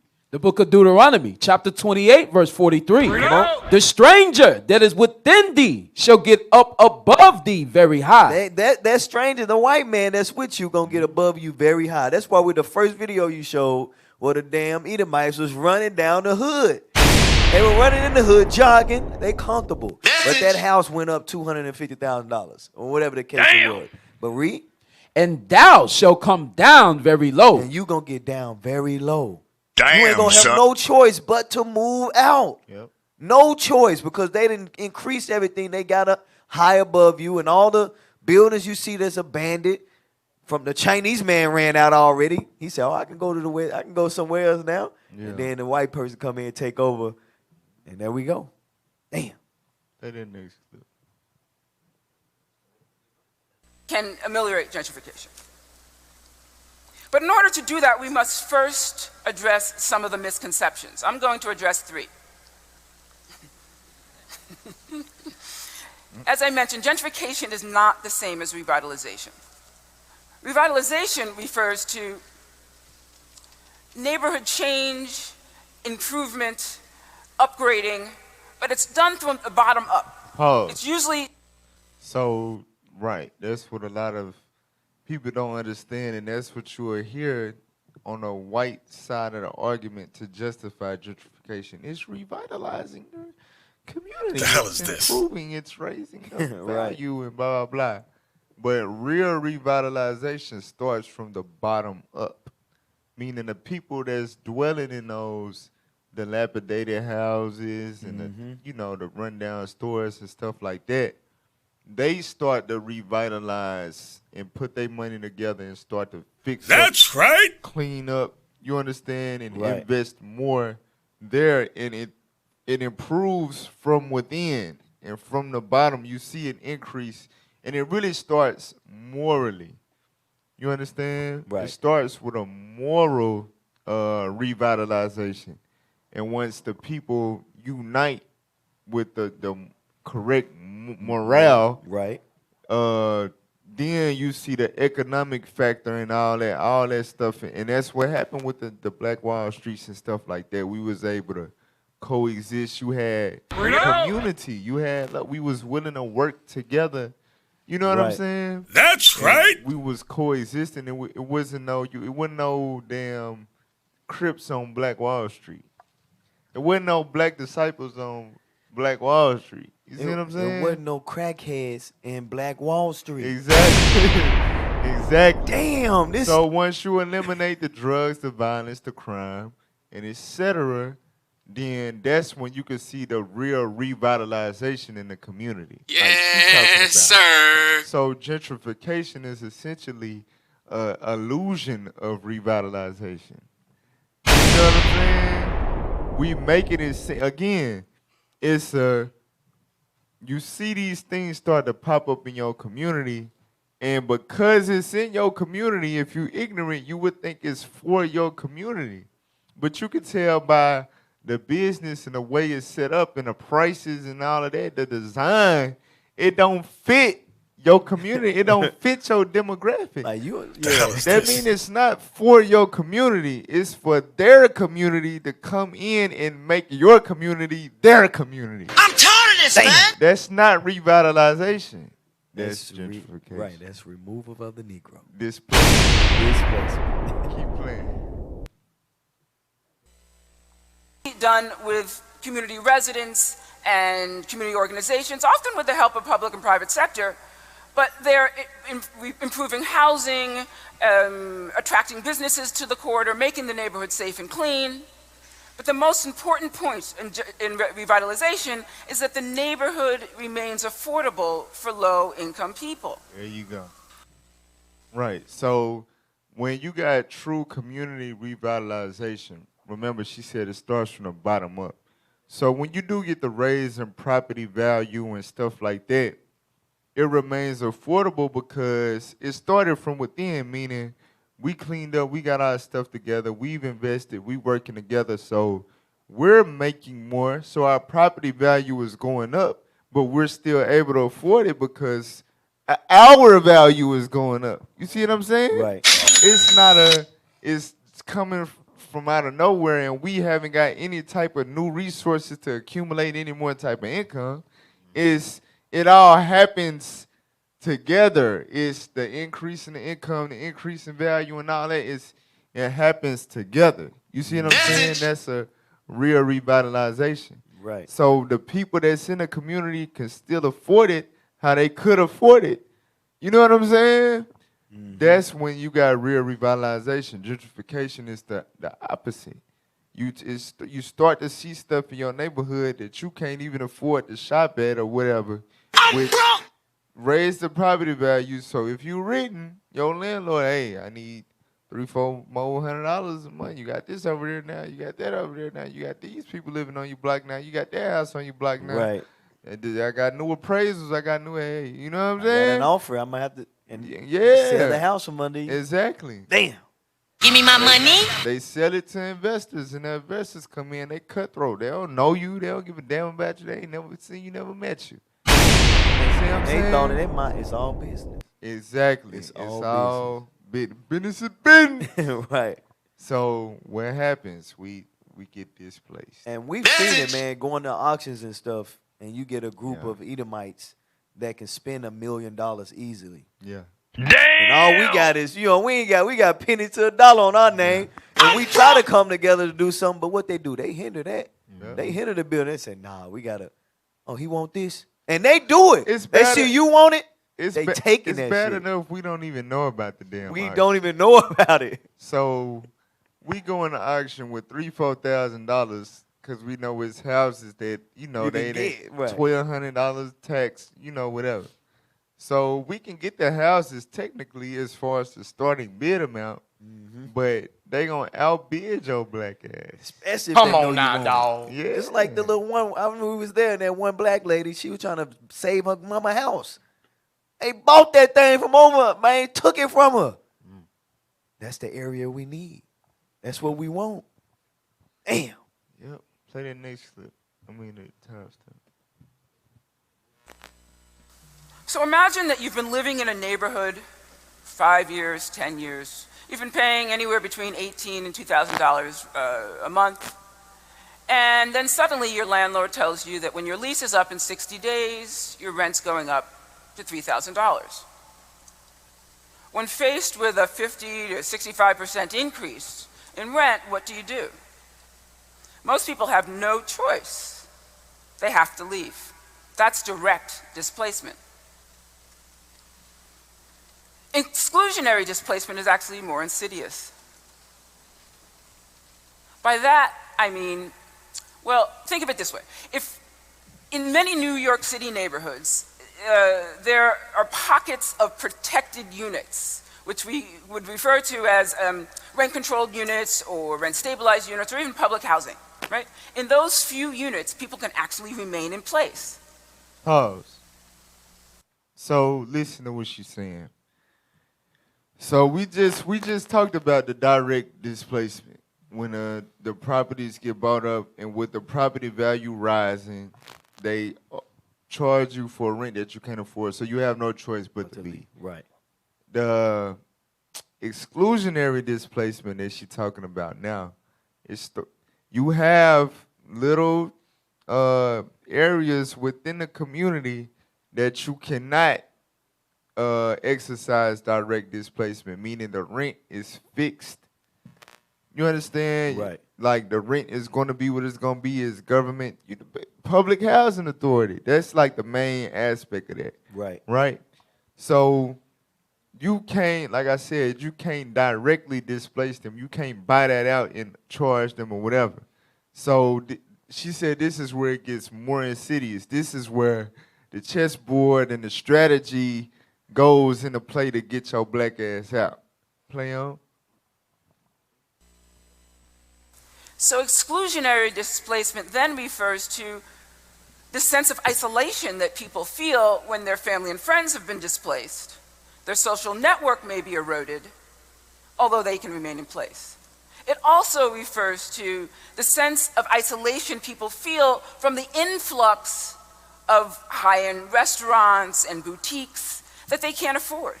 So it's great that your neighborhood is aesthetically appealing, but if all you can do is window shop, it doesn't feel so great. Again, another point that causes different forms of contestation. All right. So what she's saying is, like, and she mentioned a term, your social network. So the people that you used to networking with and doing business with or whatever, not all of them. It's a neighborhood. So you got the projects and you got the neighborhood and you got the houses and all that. So the houses and all that get bought up and the stores disappear, the beauty salons and all, the barbershops and all that way on the other side of town. And Right. that means the school gonna change, the people you went to school with. You know what I'm saying? Like stuff All of it, become right. different. So it's a combination of you losing a lot of the people that you came up with in your community that made it feel like home, right? And you get this influx of strangers. You see what I'm saying? This influx of strangers with these strange things that you either can't afford or you're not interested in. Right. They bringing this stuff on. We don't do no damn. We don't eat in no bistro. You know what I'm saying? Right. You know, so you bring this stuff in that we can't afford or we not interested in, and you most of our people that had to move because they not in this housing predicament. Okay, yeah, the area look nice and all that, but we can't even be involved how we used to be. It's not fun. When I go to these places, I gotta be amongst these people that's here, but they not from here. Right. You know what I'm saying? Exactly. I don't know them. So it's a discomfort that is, again, it's exclusionary displacement. Psychologically, you're going to want to leave, regardless of you having that fixed rent. You know what I'm saying? You can still afford to live in that area due to that government circumstance of provision. You still like, nah, I got to go. This ain't it. Yeah, they working all sides, man. They hit you. they gonna hit you mentally, like, oh, I can't. They really I go can't back deal to with that this. Ecclesiastes 9 about the bulwarks and all that. 'Cause Right. it was physical. You know what I'm Yeah. saying? The physical takeover, but now it's in the Okay. different forms and the elements that go into gentrification. You know what I'm saying? The 'Cause the it's- direct displacement and the exclusionary Right, displacement. 'Cause That's the- the way bulwarks. I can't go across this law, but what I can do is mentally get them so that they can just run away. Then I'll buy it, or I'll offer to buy it afterwards. Right. Damn. Hey, our people, we got our minds on want to be rappers and want to get high. Come on now, You see what I'm dog. saying? So we have no clue. The masses of our people have no clue what's going on, man. Because they're not sober-minded, you know. Keep playing. Good. What? I was gonna say, real quick. We need y'all to call in now. We got this show. We ain't got no callers. Man, 1-833-878-7234 sent to 7. Y'all call in because I know some people got something. We probably got somebody that deal with it right now in their city and they state and they ain't saying nothing. Go on to call That's in, right. y'all. All right. Play the next time step. Is that gentrification is fundamentally a social justice problem. It's not a quasi-collective good in which most people benefit, only a few are made worse off. It's quite the contrary. I think you all are quite familiar with our real estate market, and in cities like New York, they're increasingly becoming destinations for investment in luxury real estate. At the same time, average New Yorkers can't afford to remain in place. And some people describe this process, or they look at this inflated real estate market as a boon for the city, right? The tax revenue, property tax revenue is going up. However, if you think about the 10-year tax abatements that are associated with some of the new developments, or the generous subsidies, or the 20-year exemptions, tax exemptions that real estate developers get, you can understand that the tax revenue that we expected is not actually accruing to the city. Sheesh. However, Pause it. Right. Listen, that's some heavy stuff. Bring it out. What she's saying is that because remember, like we covered last week, right? A big part of what redlining did to our community when we had the low property homes. That's what funds the school system and many other things in the community, right? The property tax. Message. What she telling you is, you would think like, okay, the area being gentrified, all these new properties that's worth so much or whatever, we're going to be able to fund, we're going to get better schools now. We're going to get, you know what I'm saying? Our community is going to get better because we have more property tax to leverage from. Cap. What she revealing is, they know that, nah, it don't work like that. They can get 10-year, 20-year suspensions on property tax that they have to pay. You see what I'm saying? So it would take a long time to start to see that make a difference in your community in terms of a way that it would benefit you. And by that time, nigga, you gone. We gone. You out of there. Stall them out. So by the time that badass school, when it was just niggas over there, by the time that becomes a good school, it's 20, 30 years later when it's just an all-white area. I hate it here. So you think that new facility, like in Jacksonville, they'd build a whole new campus, Bring a it new out. football stadium and everything. In a few years, it ain't gonna be for us. I wouldn't use Jacksonville because I mean it's already known to have whites over there. No, but I would use Central because what they doing in Central? They can't renovate Central. I know it's a historic thing, but shit, we don't know what they got in plan. Niggas be like, well, damn, it's too damn expensive. I can't even live here no more. Right. The surrounding houses. Shit, the school can stay there all day. Right. But it's gonna be white again. It's gonna be. The hell is this? Yeah. Keep playing. Sales tax is going up, and that is good for the city. But it's at a high price for a lot of people. I think there are a number of studies out there. And we kind of So the property tax will take a while to kick in to better the community, you know what I'm saying, for us. However, the sales tax kick in off the rip. Instantly. So that makes everything less affordable. You know what I'm saying? Which expedites you getting the hell up out of there. And it's go back when I went to this store, this was a 109 after tax. Now it's 119. I'm broke. Cause you know, hey, you know the Arabs gonna raise the price on the gas over there. Yes. The food that's in the little gas Everything station. going up. And the hell is tax, this? like she said, the tax is increasing. Right. It ain't the 9-cent tax no more. It's the 16-cent tax now. Damn. Yeah. I know what you're saying though, yeah. And think about this too, because and like you said, if they drop a Whole Foods in the neighborhood, and I'm going back to the mental point of this. In one of these videos. I'm going back. It's in one of these videos. If they drop that into that, what niggas like? They want to just try to fit in, right? Go back to that mental thing. We really can't shop here no more. So now we got to drive so far, just like we talked about the Memphis issue with the lady. It's like, there's no good food in the neighborhood. Now, or whatever, we got to drive a certain way to get a reasonable price food because they'd have dropped this thing in the neighborhood, but we can't afford it. Yeah, Come when on you now, get a dog. Whole Foods put in your neighborhood, yeah, it's over. You might as well go on pack it up now. Yeah, you might as well follow the plan that they got set. It's over. Play that video.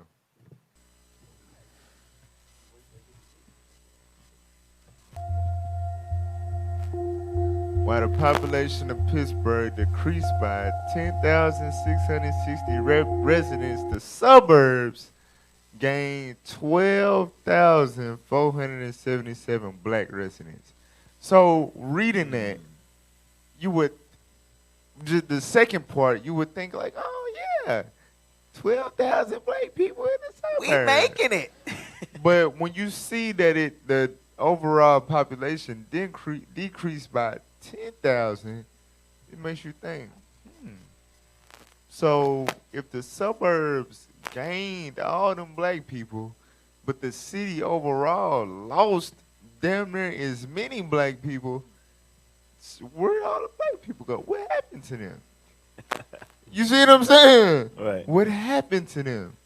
They got their ass monopoly. Right. Get put off the board. See those, like right now we notice like in Baltimore and Philly, we got these places that look like it's all destroyed. It is destroyed. Right. But eventually, you know, because white people love tall places, high places. The inner city The areas. inner city. They're going to Eventually, get the all sky these rises. inner city areas, there's gutter and all that. It's going to be a transformation.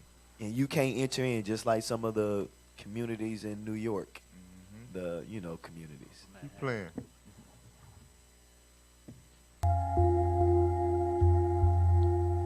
Speculating that many black residents of Pittsburgh have relocated to the suburbs due to decrease in affordable and public housing, meaning they really living beyond their means, Right. forced to live in the suburbs. Go ahead.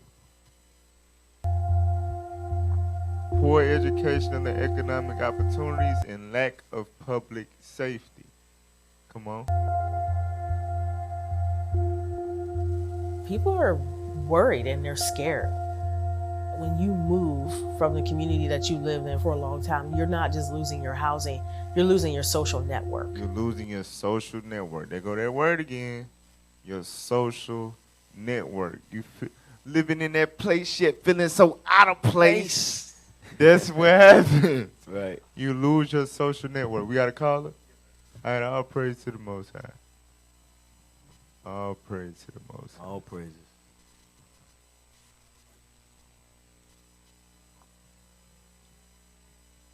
Y'all ready? Hey, shalom, caller. What's your name? Where you from?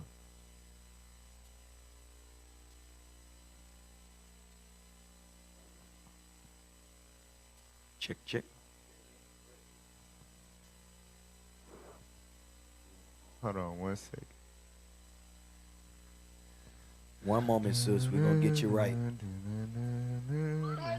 There we go. Hey, shalom, sis. What's your name? Shalom. Where you Can you hear me? from? Yes. It's Sister Jehudaya from Detroit, Cal. All praise. And Shalom, we sis. finna show a video about your city in a minute. Go ahead, though.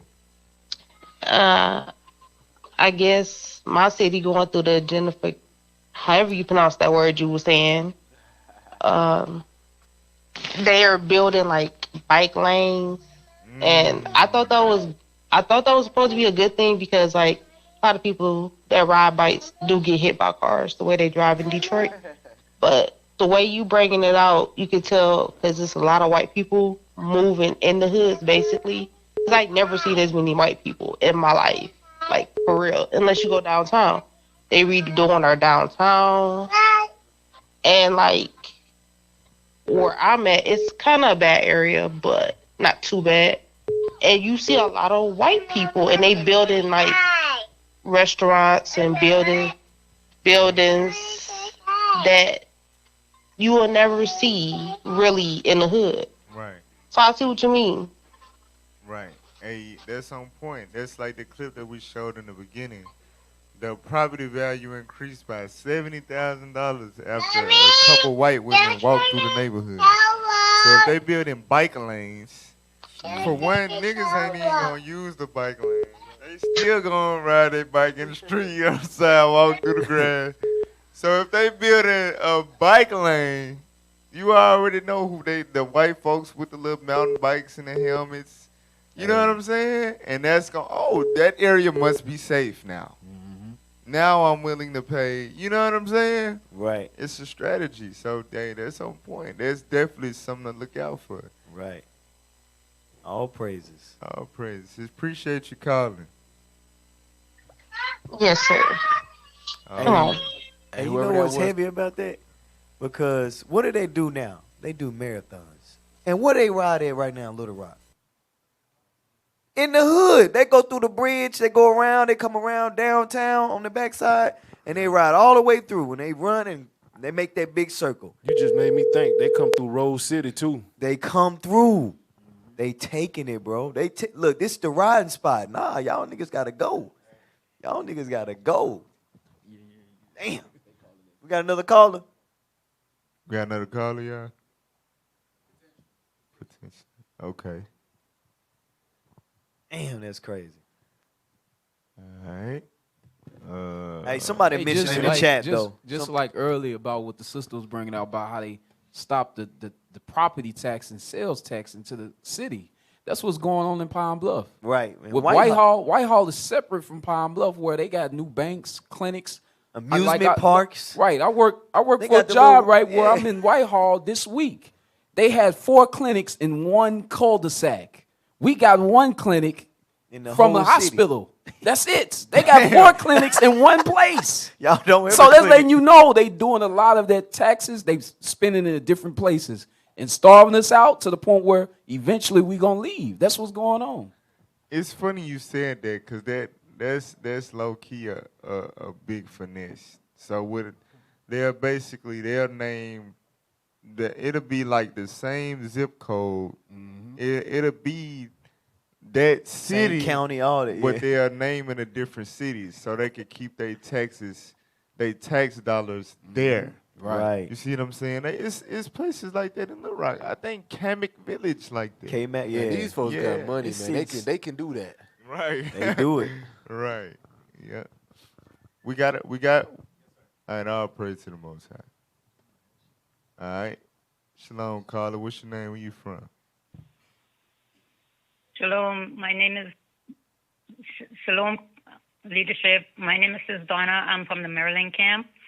And I just wanted to contribute to the topic that's at hand regarding gentrification. Another way that they do gentrification is they add on every year they put a percentage onto your income, like a 2%, 5%, which increases your monthly income. And that's another way that they do that. And I'm speaking because I live in a complex that does that. They do a 2% every year, so your rent goes up. So that's something that their trickery way of working things as well. So I just wanted to contribute that also to your topic. All praises, sis. And it's definitely happening in Maryland, too. What you were going to say? Yeah, it's definitely happening in Maryland, too. But you're right. It's the little subtle little things that they do, like adjust percentages or whatever. They would say they'll kind of manipulate inflation.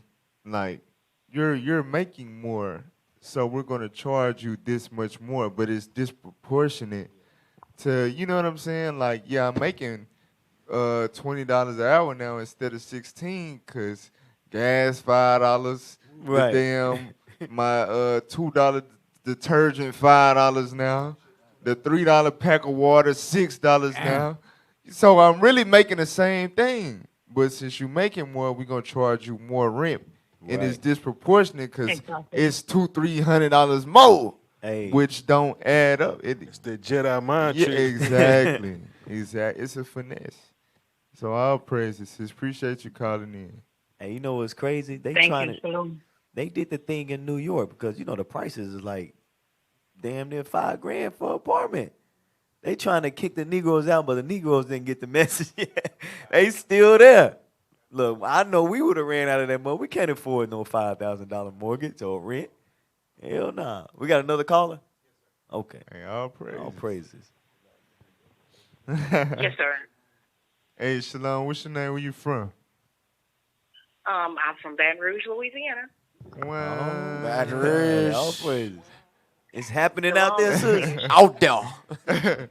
Dumb way. Down from the sis. gutter. What's going on? Yes, sir. I'm actually I want to give you all a shout out. I'm middle aged, and listening to your show actually uplifts me a lot because y'all hit me to the game, and I'm very grateful for that. Oh, praise. The comment that I had was that I'm actually the home that I'm living in. It belonged to my father, and with what you all are talking about, he was able to get a loan, a refinance loan on the home that we're living in. And they actually gave him the loan without insurance. So my father passed away 2 years ago, and now that loan is now on me because I'm living in the home. And it's like not only that the banks, are just as much a deceiver as, the cities or states with the taxes. So, I mean, what you all are talking about kind of just brought me to that, just beware, with the viewers, beware of like the loans that your parents take out or the banks give them, because of course it shows this facade as if it's going to be beautiful for them financial wise at the time. But now with my father being deceased, that loan is now on me and my family. Yep. Damn. Yep, that's how they get us. And we went into that a little bit last week. With the lady, yeah. Yeah. Yeah, that's how they get us. It's basically, it goes back to that monopoly. Like the oppressor gonna set itself up in a way to where if I give up the property, it's because I know I'm gonna be able to give it back. Like in Right. Monopoly, The objective is to own the whole board. So if you give up a property, it's because you have some type of confidence that you'll eventually be able to get it back. So that's what they did with the banking system, with the loans and stuff like that. They set it up to where, yeah, we gonna let Negroes, the Fair Housing Act and all of that, to eventually be able to, it's gonna lead to foreclosures. It's gonna lead to them wanting to sell out, you know what I'm saying, and stuff like that. So, yeah, the bank and the government and the corrupt real estate investors, they always been in cahoots in terms of basically controlling where we dwell and where we don't dwell. Right. And they always been in cahoots with them. And where the benefit of the money goes. And it's to stay with them. Yes. Yep. All praises, sis. Appreciate you calling, sis. All praises. All praises. Man, that's crazy. Hey, Shalom. they make sure they cover all ends. They do the mental, they do the physical, they do it all. You can't win with them. That's why you gotta keep the commandments. We gotta come together and keep the commandments in the faith of Christ. You know, one of the commandments that our people didn't want to keep was from the jump. Like you pulled that Zephaniah 2:1. Let me get Leviticus 20 and 26 real quick. This is what the Most High told us from the get-go, but we ain't want to do that. Watch. The book of Leviticus, chapter 20 and verse 26. Read. And ye shall be holy unto me, for I the Lord am holy, and have severed you from other people. If I sever your arm, what that mean? It's cut off. Your arm got cut off, didn't it? God said he did what?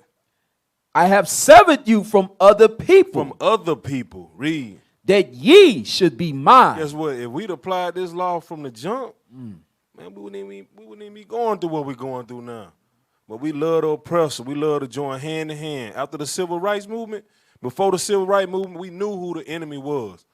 Black people stuck together, you know what I'm saying? We was able to accomplish stuff, They do worked things. it, bro.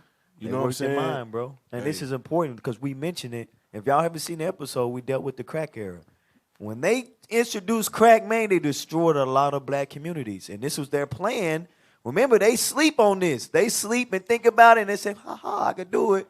And we talk about the Willie Lynch letter. We talk about all the stuff, the Jim Crow, everything that was set in place to the moment we talk about now. To remove Negroes from where they at to ultimately destroying Negroes. And if you ain't realized that, 2/3 gonna die. So 2/3 of you Negroes are not gonna get this message today, and you will die. And it's a result of you loving the white man and following them and not taking heed to what we showing you. Damn. Play the next clip. Harlem. Yo. You have been conquered. Whole Foods has arrived. It kind of feels like it's the nail in the coffin as far as gentrification goes and like the changes that have been happening in Harlem. It looks nice and clean. I mean, I can't see nothing bad about it. It just, everybody feels like it's a new turning point. Seeing that this Whole Foods is here, especially on 125th Street out of all places, it just shows that there's a real change here. What'd you say? She said the nail in the coffin. It's literally nothing but liquor stores and fast food restaurants. So to actually have something that's wholesome and is healthy, I feel like was definitely needed for this area. It's needed, but it was also needed 20 years ago. They waited until Harlem got significantly white before they chose to put food that we could eat here.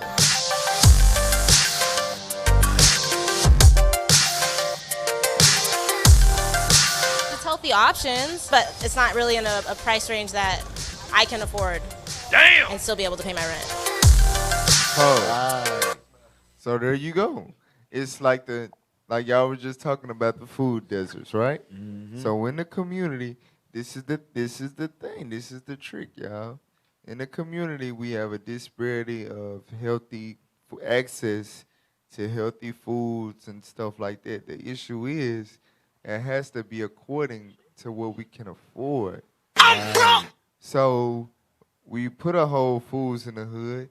See, niggas, there you are. You get a number of food desert. You got the healthy. Everything's happy? right there, nigga. Message.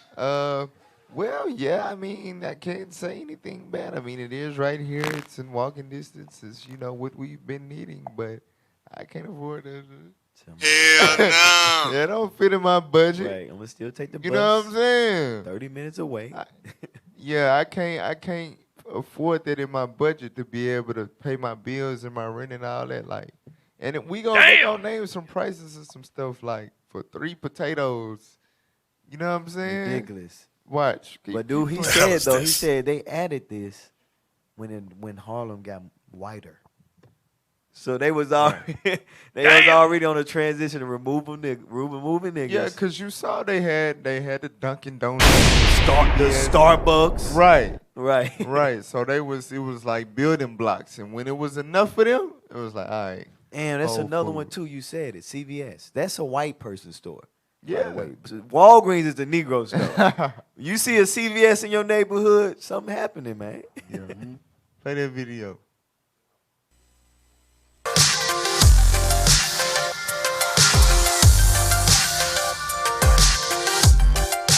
I was so happy to see Whole Foods come uptown, and I hope we have some good sales. But today was the first time I paid $2.49 for 3 potatoes. I was so excited to see Whole Foods in uptown, and I went in the first day I paid $2.49 for 3 potatoes. Damn. Basically, I'm not happy, and that's another thing too. Black people don't have no idea how these stores that we wish we had will break your damn pockets. You don't realize the Trader Joe's and all of that. Like, you hear about it, you like, oh, yeah, they got this, they got that, blah, blah. And then you go shopping, you know what I'm saying? And you got, you don't even got a grocery cart. You got the little thing you carry around. Yeah, forget that. Come That's on too now, much. dog. There's one of them. When you checking out, $189.36. Hey, what the hell?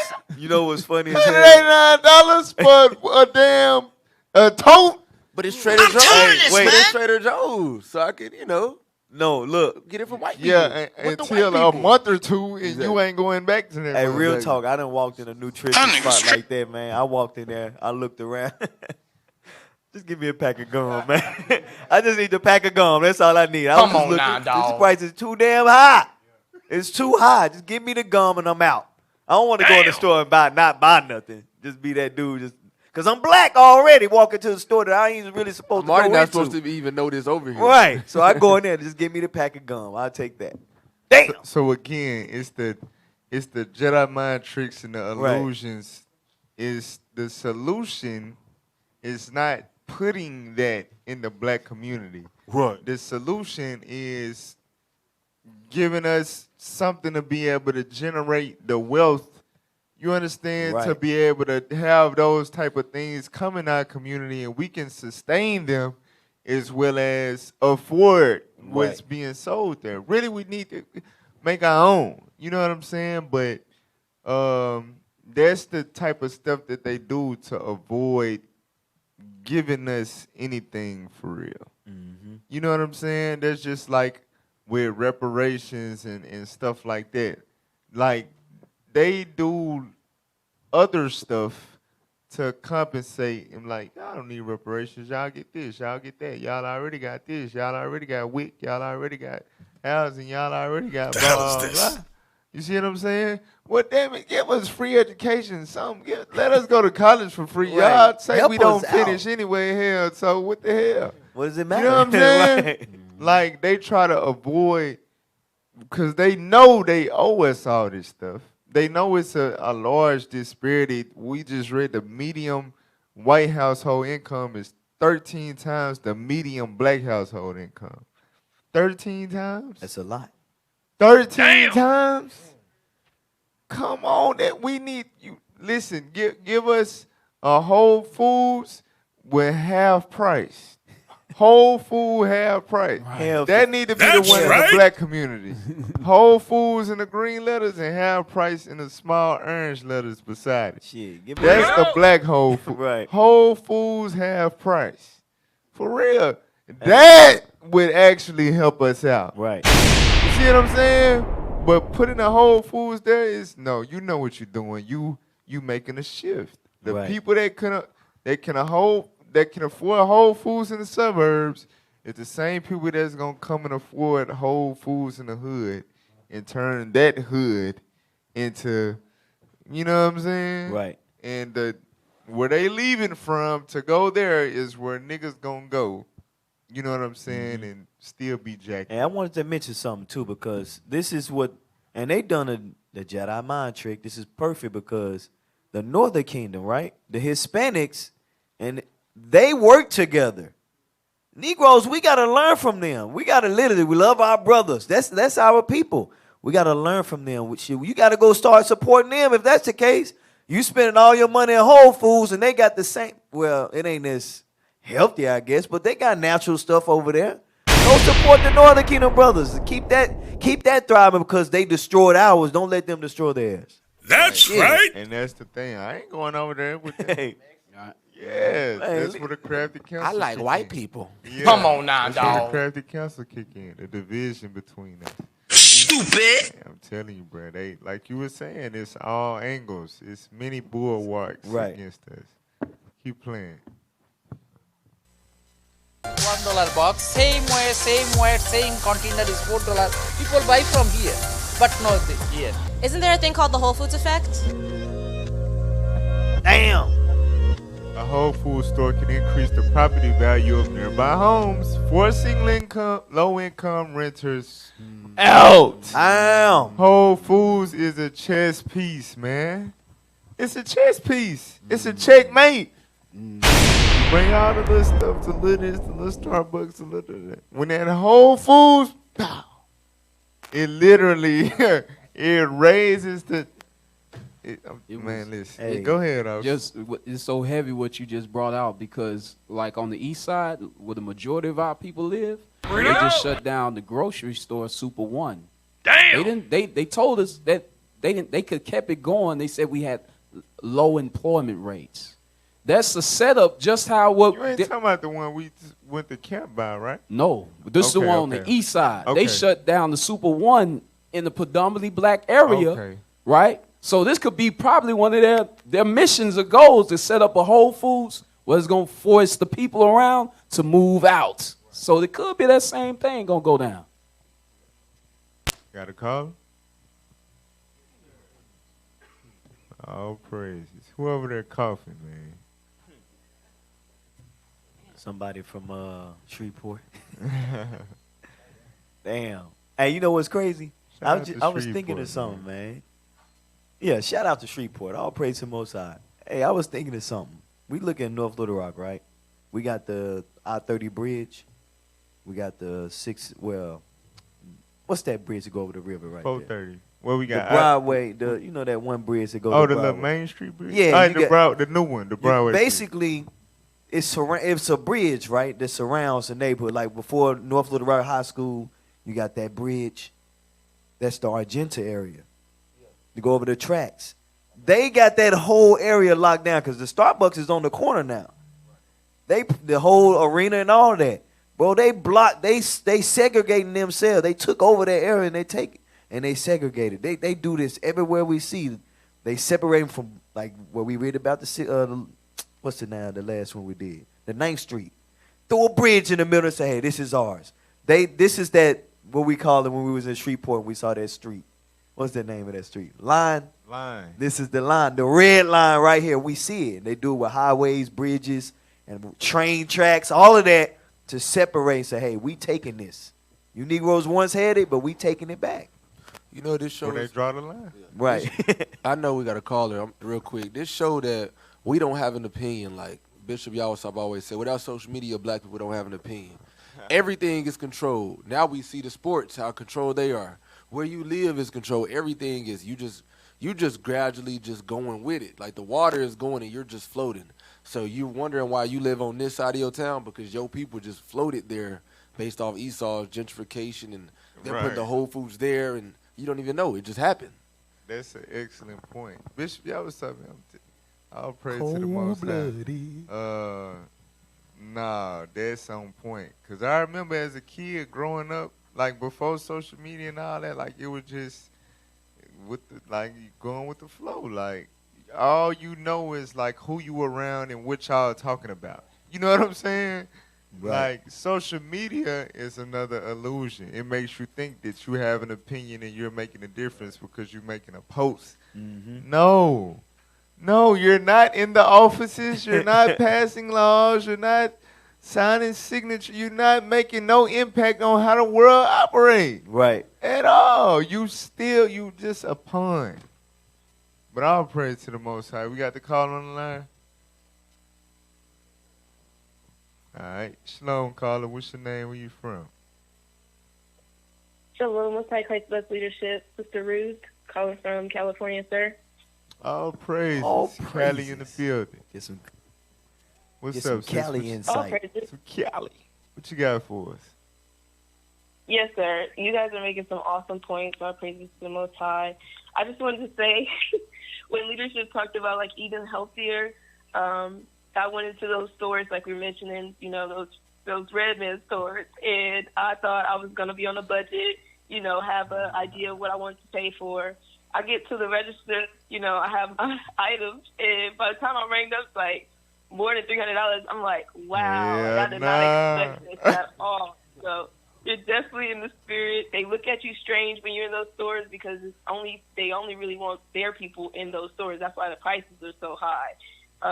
But you know, definitely you gotta pick and choose when you want to go and eat healthy because it's a budget that you have to be ready for when you go into those stores. So I'll praise to the Most High. That's what I want to say. Hey, all praise. You know, sis, at that moment you realize you left something in the car. And just don't go back. At that moment you don't go back. $300 and you probably had 10, 15 items. Yep. Yeah, it's usually a couple of items that you're like, wow, this is they what ain't it's accepting. like, huh? Just gonna take the rest of my money that I have. Damn.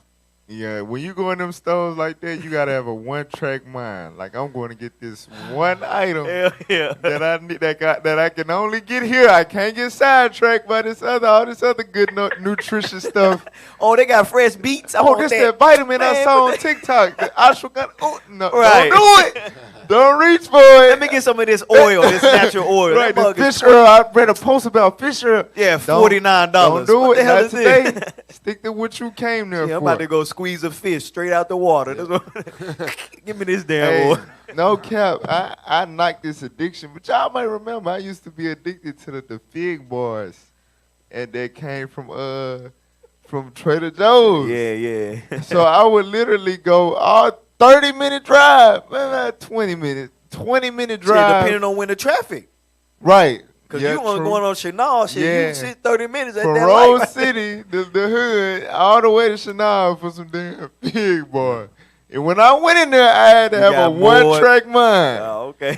Like, I ain't finna get nothing else. Nah, you knew that lamb was cheaper, that had the good quality. No, I couldn't do it. No, I had one-track mind. I had to go in there, get my figs, and get the hell out. But even that's like, damn, nigga, you went 20 minutes for some fig bars. Hey, For all real. praises, sis. So Hey. I had to just knock it off. Hey, sis, you still on the call? Yes, sir. Hey, that rent crazy out there, ain't it? What That did you say? I rent- couldn't hear you, sir. I said the rent is crazy out there, huh? Yes, sir. Yes, sir. I'm in Oakland, California, and it definitely is. It's always rising. And you get a pay raise, and like Officer Emmanuel said, it just doesn't do anything for you. It's like they increase as you may make a little bit more money, and it doesn't balance out. It's just like you still at the same point. It's like you thought you got a raise, but you really didn't. Exactly. So it's really a setup, bro. It's It's a setup, bro. Hey, all praises. Appreciate you calling, sis. Everywhere we go, our people living in the same conditions. The same conditions. Food Man. is still food deserts there. Like in Oakland, you got the area where the Golden State Warriors, the Oracle Arena, you got the football teams, and the Oakland, they got a baseball, they got all that. But you go to the other side of Oakland, it's horrible, it's dirty, it's filthy, look like Little Rock. They ain't Ghost Rider Whip? Nah. Tell me when to get. Tell me when to get. Tell me when to get. You crazy. Boy, we blocking. Just 316 and I got it. We got another call on the line. All right, he trying to see.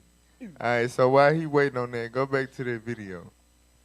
Hey, so y'all hearing it from every coast damn near. We done hit it from the west. We done went to the north, Detroit. coast We done like hit the the east. sun. Wait, where Miami at? Man, we need Miami. Let them know. They got Miami to come in. We need them. Call in. Tap in. Tap in. 305 to my Hey, let us know how they doing in Alaska, too. We did it. Because I know they doing in Alaska, man. They probably pushing the dudes to the water. Give me the land. Go ahead. Play the video while we wait. How we do? Is they ready? Okay. Let's Come play on, the play the video.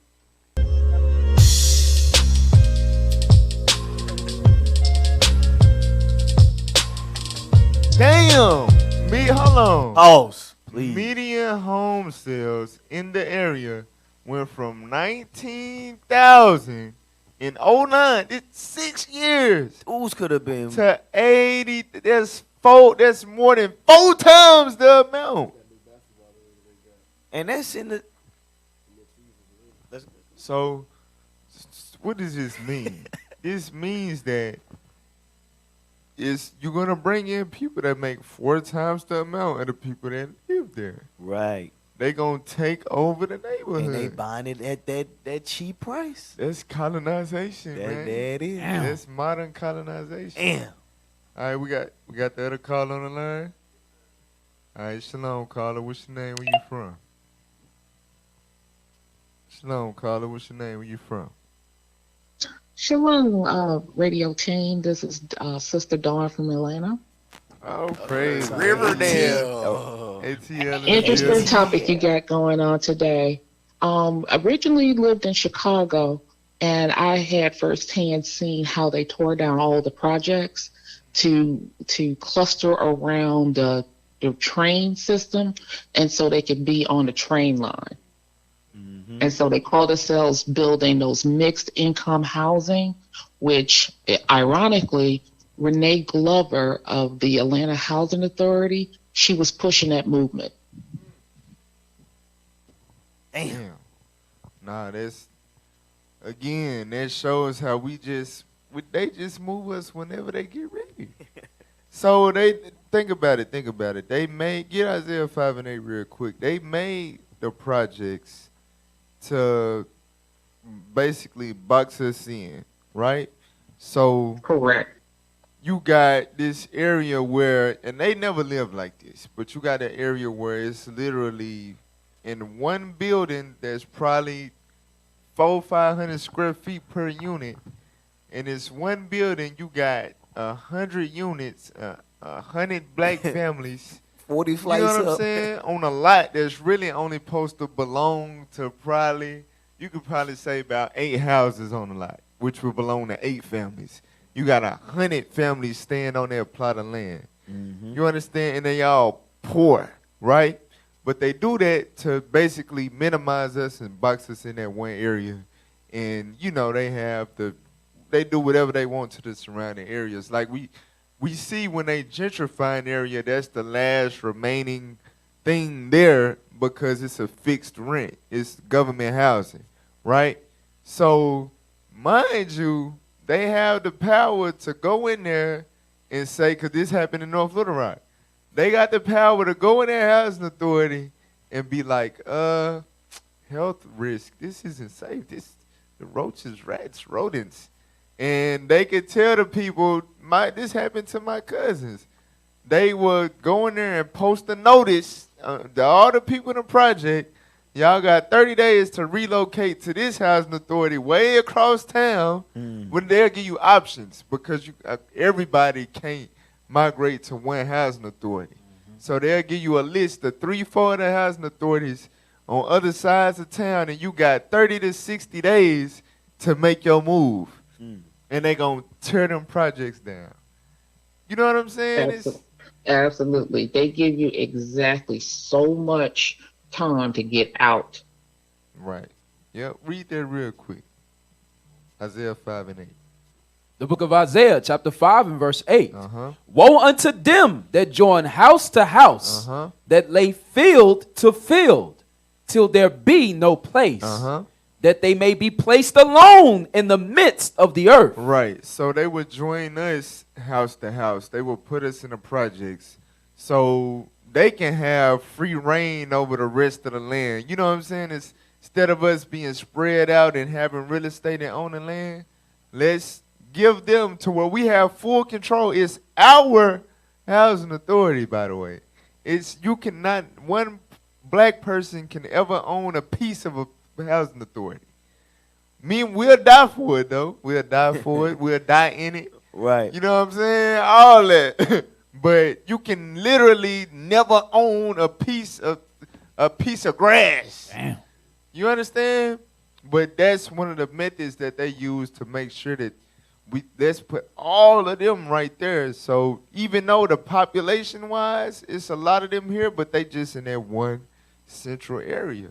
And if we need some train tracks to go through there, and that would better our economy, we gonna scatter their ass like roaches to some. We gonna make them figure it out, and we gonna tear down their projects that they so love and so adapted to, when that became their community. It just showed they don't give a damn about us at all. They don't give a damn. But yeah, Absolutely. Just wanted to share that point. Thank you so much. all praises. Appreciate your you. call. Do we have another caller? All right. Hey, shalom, caller. What's your name? Where you from? Shalom, leadership. Most High and Christ bless you guys.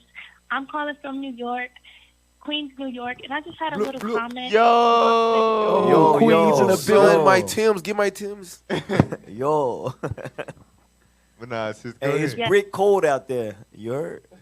Yes, it's cold in New York. I've been living in New York all my life, 20 years, so it's not that cold to me. Hey, speak your truth, But sis. my little, I said, go ahead. You can tell us. Share with us. sure, my little comment about justification. I've been living in Queens like 20 years, like I said, and I see the Edomites taking over slowly but surely, like you guys had mentioned. I live next to a park, and every single morning I look out the window, and it's like one new Edomite that we never seen before. And one day, boldly, no, I'm so serious. And one day, boldly, one of them had the audacity to knock on our door and ask us if we are selling the house. We lived in the house for 20 years. We are always on time with the mortgage. And they just asked us if we were selling the house. These people are bold. Yep. Facts. And they don't. Facts. It's just like Monopoly, though. You know what I'm saying? Hey. That we know the object of the Can I game buy this? is for everybody to, you want to own the whole board, but somebody will make an offer on your property. You knowing like this got to be coming from a place of strategy. But it's a certain way that they can package it up to make it seem like it's for your benefit. It's an offer you shouldn't refuse. We're willing to pay you. Yeah, you never seen this kind of money. And guess what? You got houses on this side of town that you wish you lived in. We got houses on this side of town that you can afford. With the money we giving you for this, you can be able to move over here with no problem. Not knowing that by them making that offer to you, you got to be able to read between the lines like, I got something here. You know what I'm saying? I got something that they want me to, they see some type of profit margin in what I'm living in. So I need to find out what it is they trying to do with this and do it myself. Right. You understand? And that's the thing. That's the thing. Like, and that will require us to come together as a collective. You understand? Because it's no point in holding on to their property. I ain't gonna say it's no point, but you would end up being a victim of the what she called it, the exclusatory displacement. Is that what it was called? Exclusatory, or it was some of that nature. It was It was something dealing with them.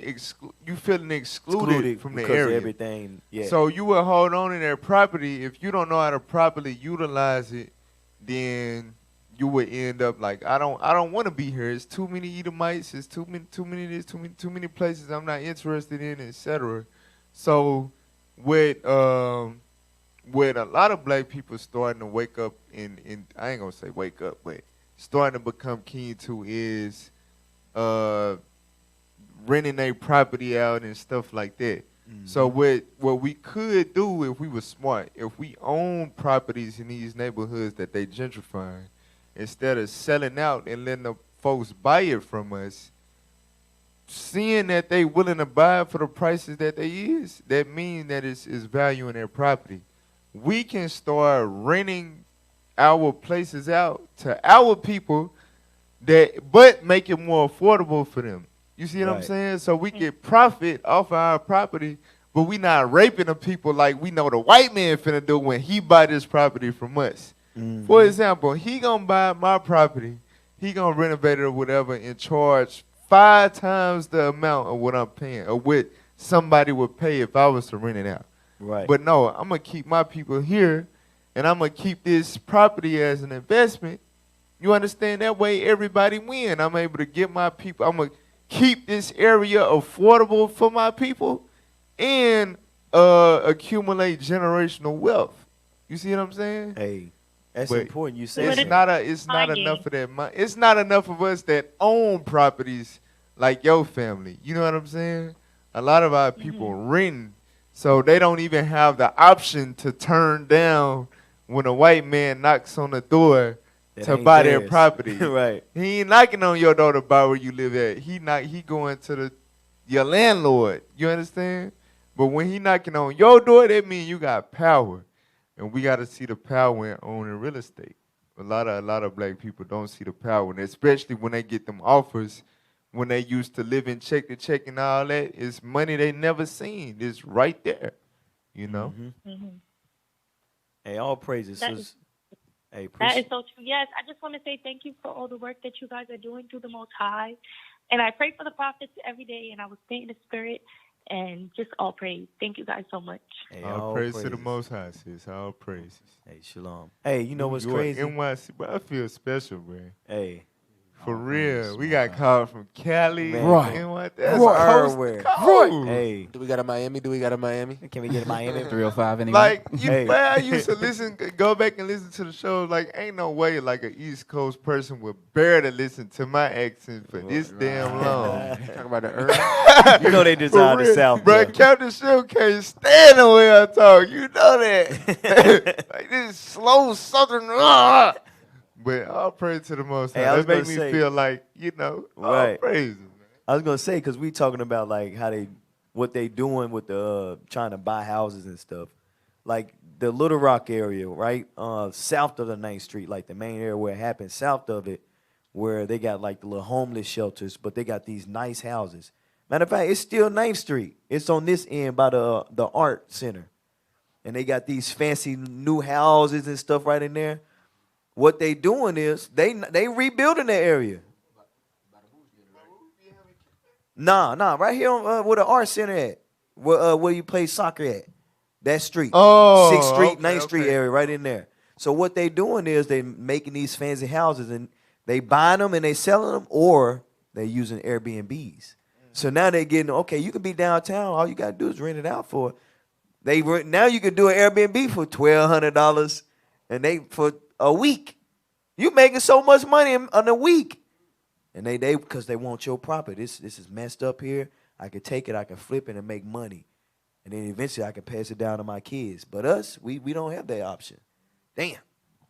Brother, you just brought up Airbnb. That opens it up a little bit wider. Right. Another because that's like so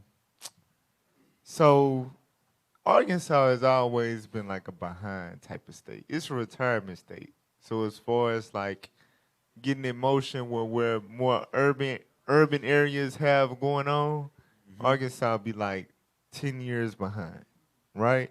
So you see these videos on YouTube about, man, you can make da-da-da residual income from Airbnb. It's like it's not possible in Little Rock. But to make it possible, you got just think of how the way the city is structured.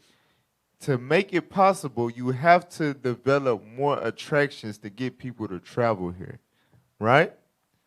So with that being said, we know that the target area of attraction is downtown and also the areas near the historical monuments that we got, right? So that would mean the downtown area as well as the central area. So if we want people to come and travel here, they have to, one, feel safe in those areas, and we have to generate an economy in those areas to fund and build more fun things and attractions. So what must happen? We have to get the niggas out of there. Right. We got to get the niggas out of there and get the white folks in there. The more white folks in there, the more sales tax, property thing. You see what I'm saying? It's right. That's the way to, and that's what they got in play. They did a big meeting, like I believe it was 2 years ago. I was supposed to go. It might have been on the Sabbath or something. That's probably why I didn't go.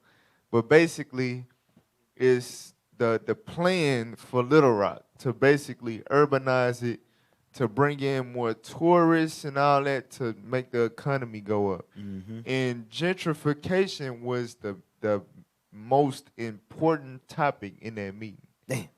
For real. Buying up these properties in these areas where the same areas that was on Banging and Little Rock and all that, we gotta improve these areas. We got to. Improve. Meaning doggy dog world. Gentrify. Right. We got the next caller. Hey. What happened? They dropped? Okay. Hey, you know what's crazy? Huh? You said what? All praise to the Most High. All praises. All praises. Hey, be careful what you ask for. How you doing, sir? Hey, Shalom. What's your name? Where you from? And they're doing the same thing here in Buffalo. Say it again. I'm from Buffalo, New York, brother. They're doing the same thing in Buffalo area, buying up all the properties in Buffalo East Side, and buying up black business and everything. Dang. Doing the same thing here in Buffalo, New York. Right. Buffalo, New York. So it's black people in Buffalo? It's black people here, but they buying our whole neighborhood, though. Yeah. They bought a 7-day Adventist church from another house, and they put a mosque next to our house. Damn. They asked to buy everybody, all the black people in the neighborhood asked to buy their house. They want to sell the house. Mom said no. Hey, so question. So yeah. So question. So if they taking all the houses like in New York area we're talking about, where are the people moving to? Yeah, where are they going like up New York somewhere? Right, where the they going? black people moving to? This is Buffalo, New York, where the shooting happened in Buffalo. Yes, sir. They come knock on your door and say, "Do you want to sell your house?" Damn. So where the black people moving They come knock on your door. They come knock on your door. They ask my mother they want to sell the house. They ask their neighbor want to sell the house, and Alice said no. So caller. So the people that say if they sell their houses and they trying to gentrify, where are the black people moving? Are they moving out of New York? Are they moving up New York? Going to Boston? Where are they going? What they doing? They're moving black people out to the suburbs somewhere. Okay. Right. Damn. So is that like Upper New York? What is that considered? I was gonna say the city of Buffalo. They bought like all the east side, mostly all the east side, most of the Arabs bought up everything, black business, everything. You said the dealership, car dealership, they bought that up. The auto mechanic shop, they bought that up. Barber shop, they bought that up. Dang. Hey, caller, appreciate you calling, man. That's some good information right there. Hey, you just stay in the spirit in Buffalo, man. Yep. All praises. I Appreciate wish you I had a calling. place here in Buffalo, brother, because we need one here in Buffalo. Brothers in Buffalo to unite together. Because y'all doing some good work, It's brother. coming. Yes, sir. It's It coming, is. Lord's will. Shout out Captain E-Rail, Captain Young. I know they broke Mighty ground out leadership. there not too long ago. So all Right. praise to the Most High. Hey, let's get Jeremiah keep it 6 and fair. 12 real quick. Yes, sir. Let's get Jeremiah 6 and 12 real quick. The book of Dealing with the people coming and taking over our communities. Read that. The book of Jeremiah, chapter 6 and verse 12. Come on. And their houses shall be turned unto others. Read that again. And their houses shall be turned unto And others. houses shall be turned unto others by way of pressurized selling. You know what I'm saying? What we went over last time, blockbusting, things of that nature. You're gonna feel forced. You're gonna feel like it ain't no choice. We ain't got no choice. We might as well. This ain't even where we from anyway. Like, you know what I'm saying? Like, it's different. The area different now. It don't feel like home anyway. So I might as well just sell my property. My cousin them, they already moved over here. I like them houses over there, so I'm gonna just move over there with them. You see what I'm saying? So you see it has trickling down like our communities when they're at will. Like I said, even when maybe 30, 40 years from now, they're going to try to double back and take the suburbs back. You know what I'm saying? Like whenever they get ready, our houses will be turned to others. Go ahead. With their fields and wives together. With our fields, our land, our possible, we don't know what to do with our front yard and backyard. We think it's just a place to set up folding chairs and drink beer and smoke cigarettes.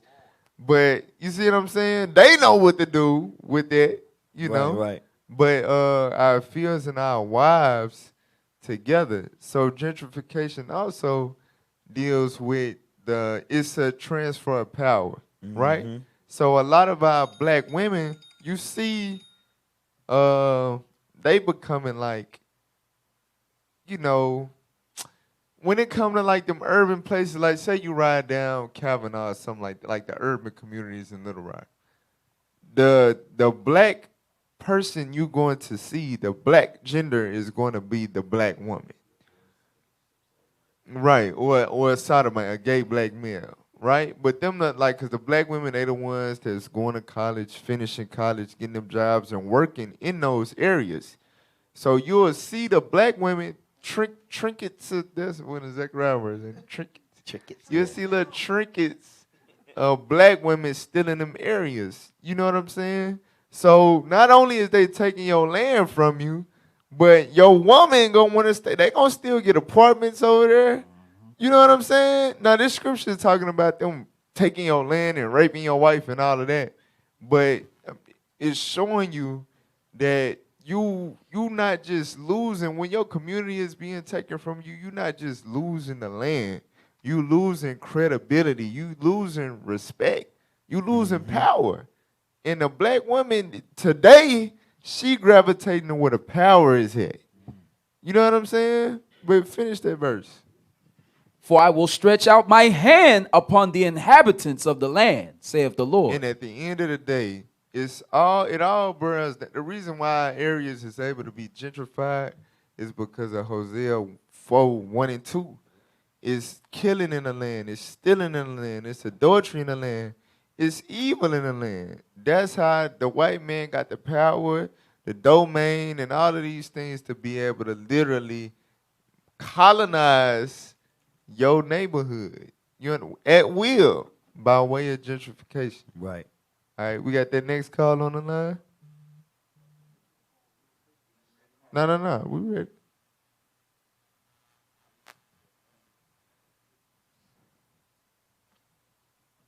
I hope y'all taking good notes of this. Yes, sir. All right. Shalom, caller. What's your name? Where you from? Shalom, shalom. Most High Christ bless. My name is Sister Hannah. I'm from the Philadelphia camp. All praises. Philly in the building. What you got for us, sis? I'm sorry, say that again. I said, what you got for us? So my husband, my Lord, and I have been in our house for over 20 years, and they are gentrifying our neighborhood as well. But we homeowners, and I don't know, what should we do? We see a lot of our neighbors moving out and selling their homes, and we don't want to sell. Right. But we don't know what we should do. Yeah, don't sell it. Don't do it. You can either, I mean, it's simple. You can either stay in there and when it's paid off, you can leave that to your children and they got a property that is paid off or whatever. Or you can move and get a mortgage somewhere else and rent their property out, which that would pay your mortgage. You see what I'm saying? Exactly. So you can use it as residual income potentially, or just stay in there until it's paid off. And that's one less payment that you're subject to in your captivity. That All makes praises, sense? all praises. We had thought about that, but we wasn't sure what direction to go. We raised our kids here. We don't want to move. But we near retirement, and we were thinking the property tax might be too high once we do retire. Right. Hey, So that's our That's a thing where older people mess up where they try to refinance in retirement or after retirement, and not sure when that money or how that money gonna really come in or what the rate gonna be later. So like you were saying, like it wouldn't make sense, especially if you retiring to refinance something. You got a house that's paid off. Yeah, refinancing only makes sense if you're using that money to invest. Right. If you just doing it because you want some money and all, it's the worst decision you can probably make because you just extending your debt. You just restarted your mortgage, so you lost all equity. You know what I'm saying? It's you just resetted your debt for a couple of dollars to go on a vacation, to buy some clothes. Right. So To get a Cadillac. Yeah, unless you're using that money that you're refinancing with to renovate your property, to do the property value increase, or invest in another property or something of that nature, then you should not refinance. Pay it off. Get it over with. Yeah. Yeah, my son suggested that, but then we were like, I don't know, should we do that or not? But I will talk to my Lord about the suggestions that you need. All praises. All praises. Thank you. No problem, sis. So we see it, we mention it, and then we get the callers coming in from Philly, from New York, all these places where they doing what we talking about. They gentrifying our neighborhoods. We got another caller on the line? All right, Shalom. What's your name? Where you from? Shalom, caller. What's your name? Where you from?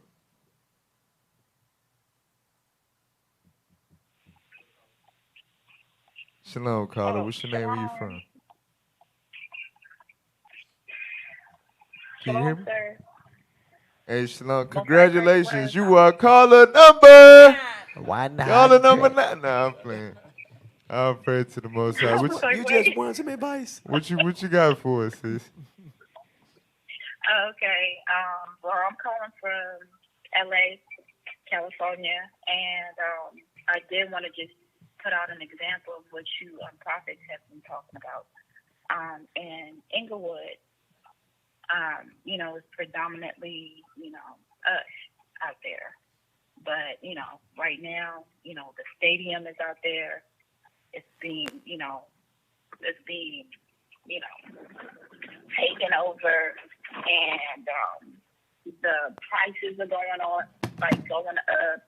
So it's a lot of that going on in LA, in California. So just wanted to call, give my little 2 cents, and also represent the LA camp. So shout out to you all. Thank you for what you do. All praise to the Most High. Shout out to mighty Captain Hananiah. Right. Hey, so she's saying. That's right. So you saying that Inglewood ain't gonna be the hood no more? It's not a hood now. It's a community. Inglewood community. Damn. They showed that. They kind of showed that in this super whack Nick Cannon movie that just came out a couple years ago. Y'all know what I'm talking about? But now they showed the gentrification of Inglewood. They building a stadium out there or something. This was a couple years ago.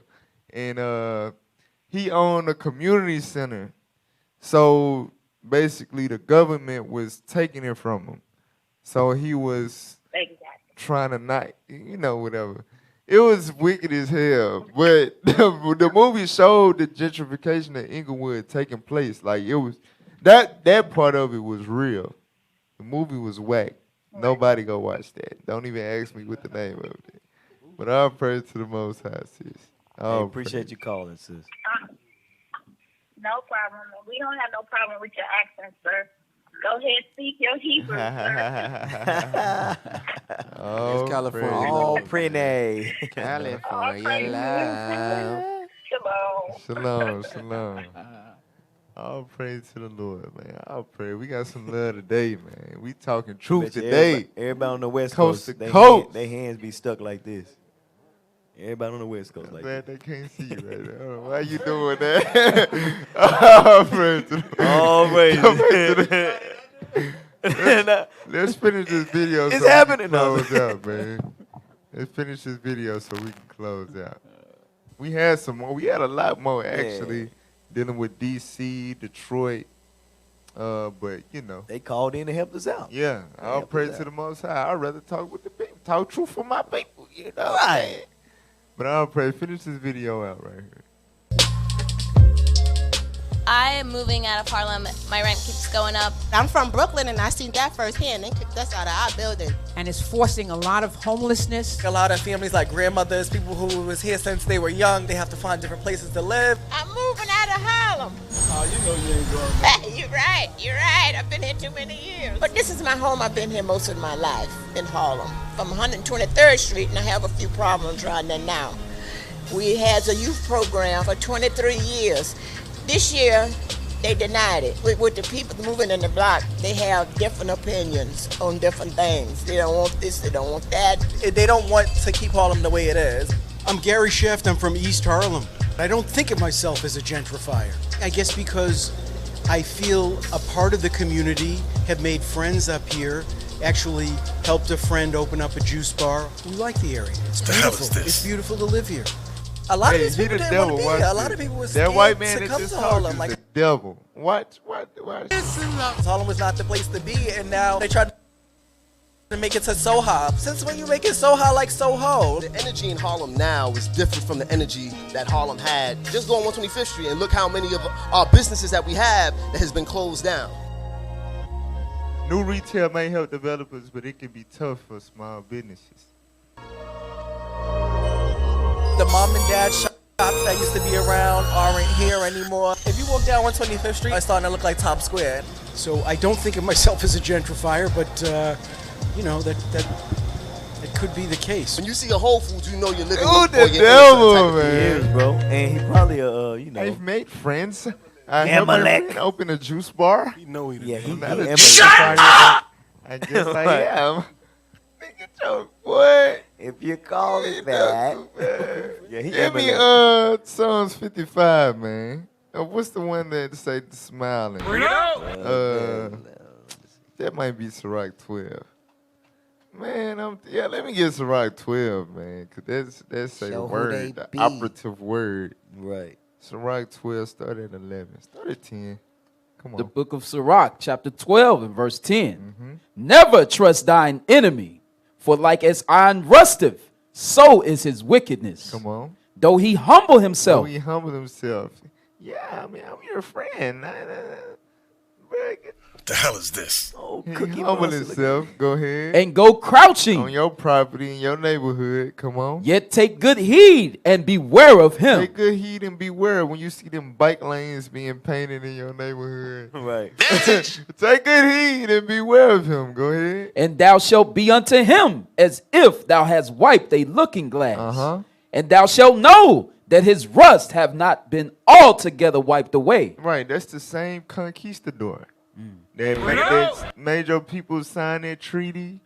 You know what I'm saying? It's the same white man that promised your ancestors 40 acres and a mule. It's the same him.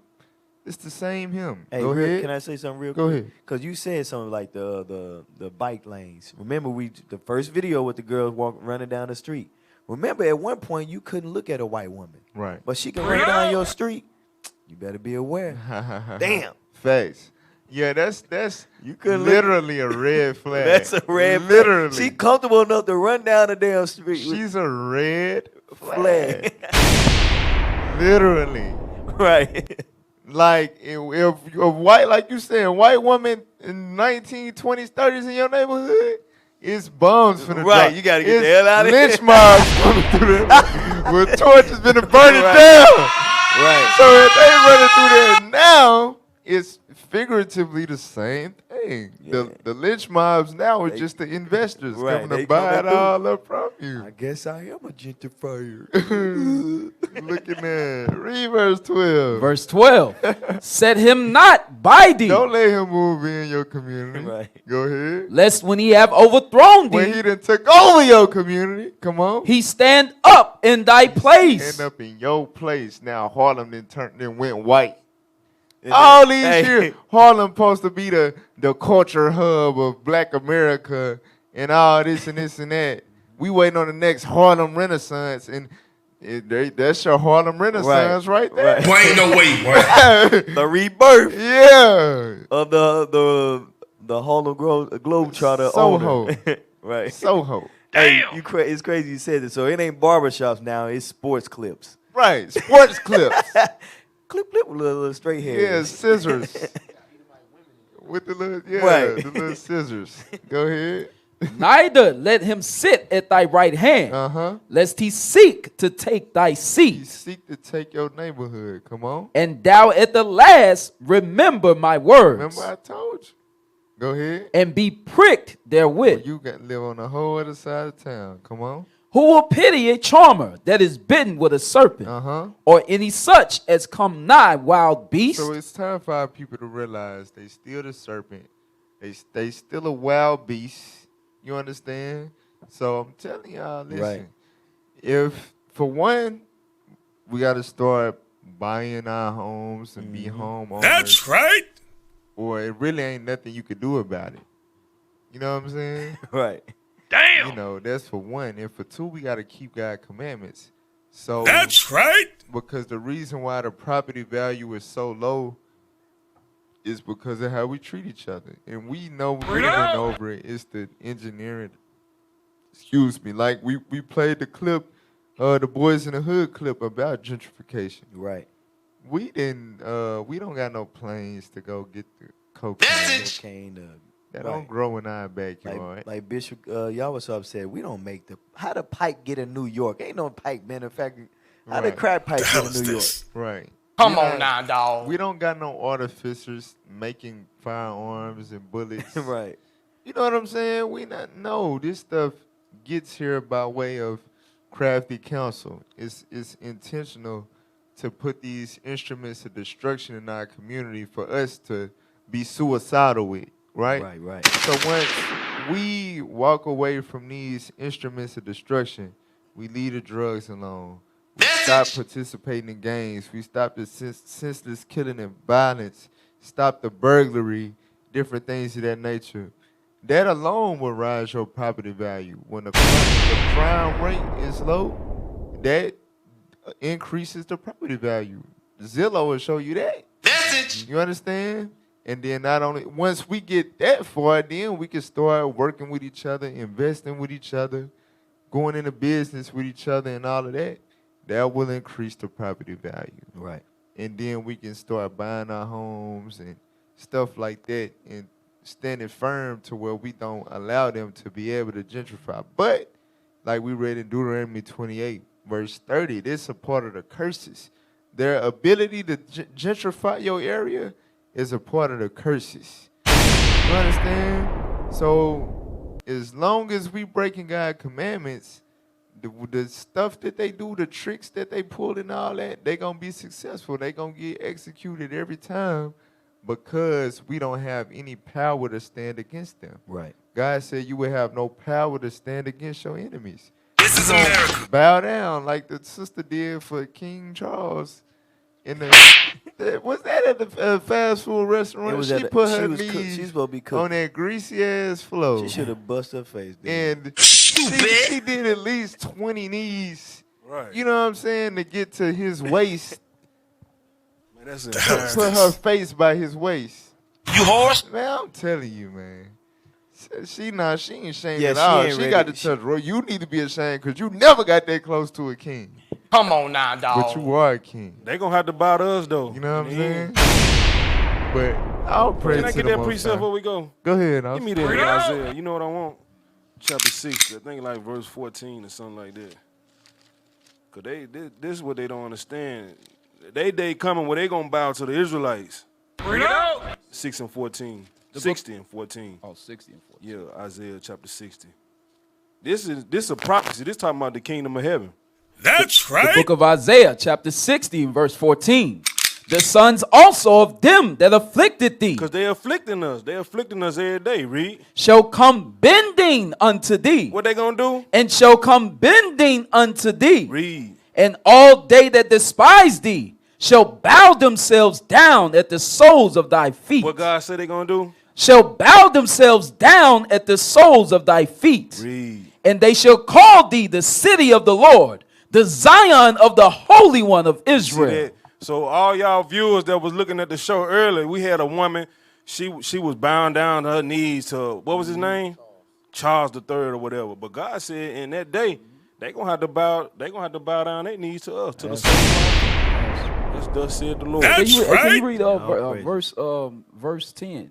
Read it out. You want me to read it for you? Yes, sir. Verse 11, I mean. Because not only they going to be bowing, all the money they stole from black people, from colonialization, stealing from us, guess what the Lord says right there? Verse 11. my money. Isaiah chapter 60 and verse 11. Come on. Therefore, thy gates shall be open continually. They shall not be shut day nor night. This is the kingdom the Lord talking about. Read on. That men may bring unto thee the forces of the Gentiles. The forces is the wealth. All the wealth they stole from us, they going to bring it back. They ain't keeping it. Read on. And that their kings may be brought. Come on. For the nation and kingdom that will not serve thee shall perish. What did God say? The nation and kingdom that will not serve thee shall perish. Death is coming if you don't follow the rules and guidelines of thus saith the Lord. Read on. Right. Yea, those nations shall be utterly wasted. Praise ye the Lord. So that's what's going to happen. All praises. All praise to the Most High. Right. So look, that'll conclude today's topic, the truth about gentrification, Lord is willing. Y'all got edified. And y'all learned something. Like we say, man, on this show, we expose the truth that they've been hiding from us. They've been lying to us. You might have thought that, there's just how stuff work. Things change. People move around. It's just the way it is. Hell nah. Right. It's oppression. It's oppression for sure. But look, y'all, we want to show y'all. We played it earlier. We want to play the promo, the full promo, like to the end. Rude. To the main point. We got a documentary dropping tomorrow, all right? The long-awaited Arkansas Takeover 2.0 documentary. Yes, sir. Dropping tomorrow. It's here. It's here. Damn, we supposed to do a dang. I forgot about that. But I'll pray to the Most High. Yeah, we could do that. Nah, I don't know. All right. So, play that real quick. Yeah, this sound like L's. On the side where the real Jews reside, we gon' pull up. Hoary heads in them young lions when we pull up. Camp signs in the down flies when we pull up. Prophesying casting down lies when we pull up. In the midst of tribulation, we gon' look up. Black Messiah cracked the sky, whole world shook up. We ain't need tripping cause we know we getting took up. If you don't wanna burn, come and learn, you can pull up. Drop the edit, we invading. Pull up everywhere like we calisthenic crazy. Boots on the ground for the Alpha and Omega. Ain't here to fraternize, we casting down imaginations. And we spinning like the Wheel of Fortune when your folks dwell. Them 7 letters one time, we ain't taking no L's. Shots fired, got your head ringing like a doorbell. And them ain't 762s, that's Hebrews 4:12. Quit lacking and read the pamphlet. Christ being sent for the seal, God stamped it. Matthew 24, the tracking number, he in transit. Like a whirlwind, but he leaving. Until you can build up your local area, don't think about going international with us. Simultaneous, the white man see the minds. Meantime, we studying, praying, and applying. Understand, we on the side where the real Jews reside. We gon' pull up. Hoary heads in them young lions. Oh, praise. December 19th is tomorrow. That's right. Tomorrow, 4 p.m. All right? So I'll pray to the Most High, man. We got communities to go clean up because we love our people. That's right. So that'll conclude today's show. If you want to donate, you can do so. Y'all can put that up real quick. Booster Club, IUIC.fundraising at IsraelUnite.org. And also, if you want to donate locally, you can do so via PayPal, IUIC.littlerock.ar and IsraelUnite.org. All right? Tonight. Hey. Don't ever do that again. WCO. No. Just be on the lookout, all right? With that, shalom, Most High in Christ bless. Lord's willing, we'll be back with another week. Let's talk truth.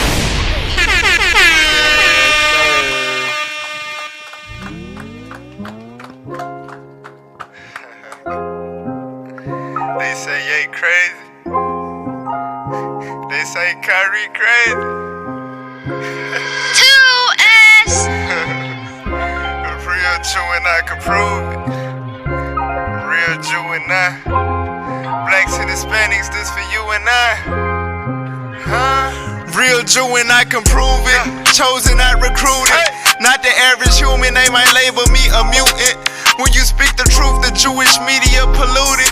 Making silence a canon, but the prophets can't be muted. We undisputed. Prophecy can't be refuted. Great mysteries, we break them down and make them lucid. Wake them up from snoozing, but they paint us as a nuisance. Long as they pulling strings, the trauma gon' be acoustic. Illusion of inclusion, rebellion and confusion. Mix it all together and you got a strong delusion. That's why Charles Barkin, Shackton, a fool and cooning. A couple stars talking, got 'em panicking and fuming. Make room for the real priests, we know what we doing. Truly battle tested with the oracles, we fluent. Disciple means student, must study to be rooted. Better get with the movement or be noodles when them nukes hit. Bow! Real Jew by blood. Real Jew by blood, man. How the hell can I be anti-Semitic when Christ look just like me, dog? Stop playing with me. Jacob's kingdom's on the way. It ain't a single act of the following. Jesus Christ, the black Messiah, better acknowledge it. Real Jews back in the building, backed by the sun. We be black into the ground like historically black colleges. Jim Dropper, glorious, we like the warriors. Consultation with the elders, speak with the oracles. This God talk, this that high level of consciousness. Common sense tell you blood and my fathers come with some consequence. The recompense of your nonsense equates to this. Revelation 13 for you and all your accomplices. We about to abide this, imagine it. A kingdom with immortals with a reign that's scratchier than Pilates kicks. I do this for the world, never for the world. Sent to be in the world, but never of the world. This the thoughts of a Jew who ain't institutionalized. Prophesying your demise, watch it crumble for my eyes. King. Shit.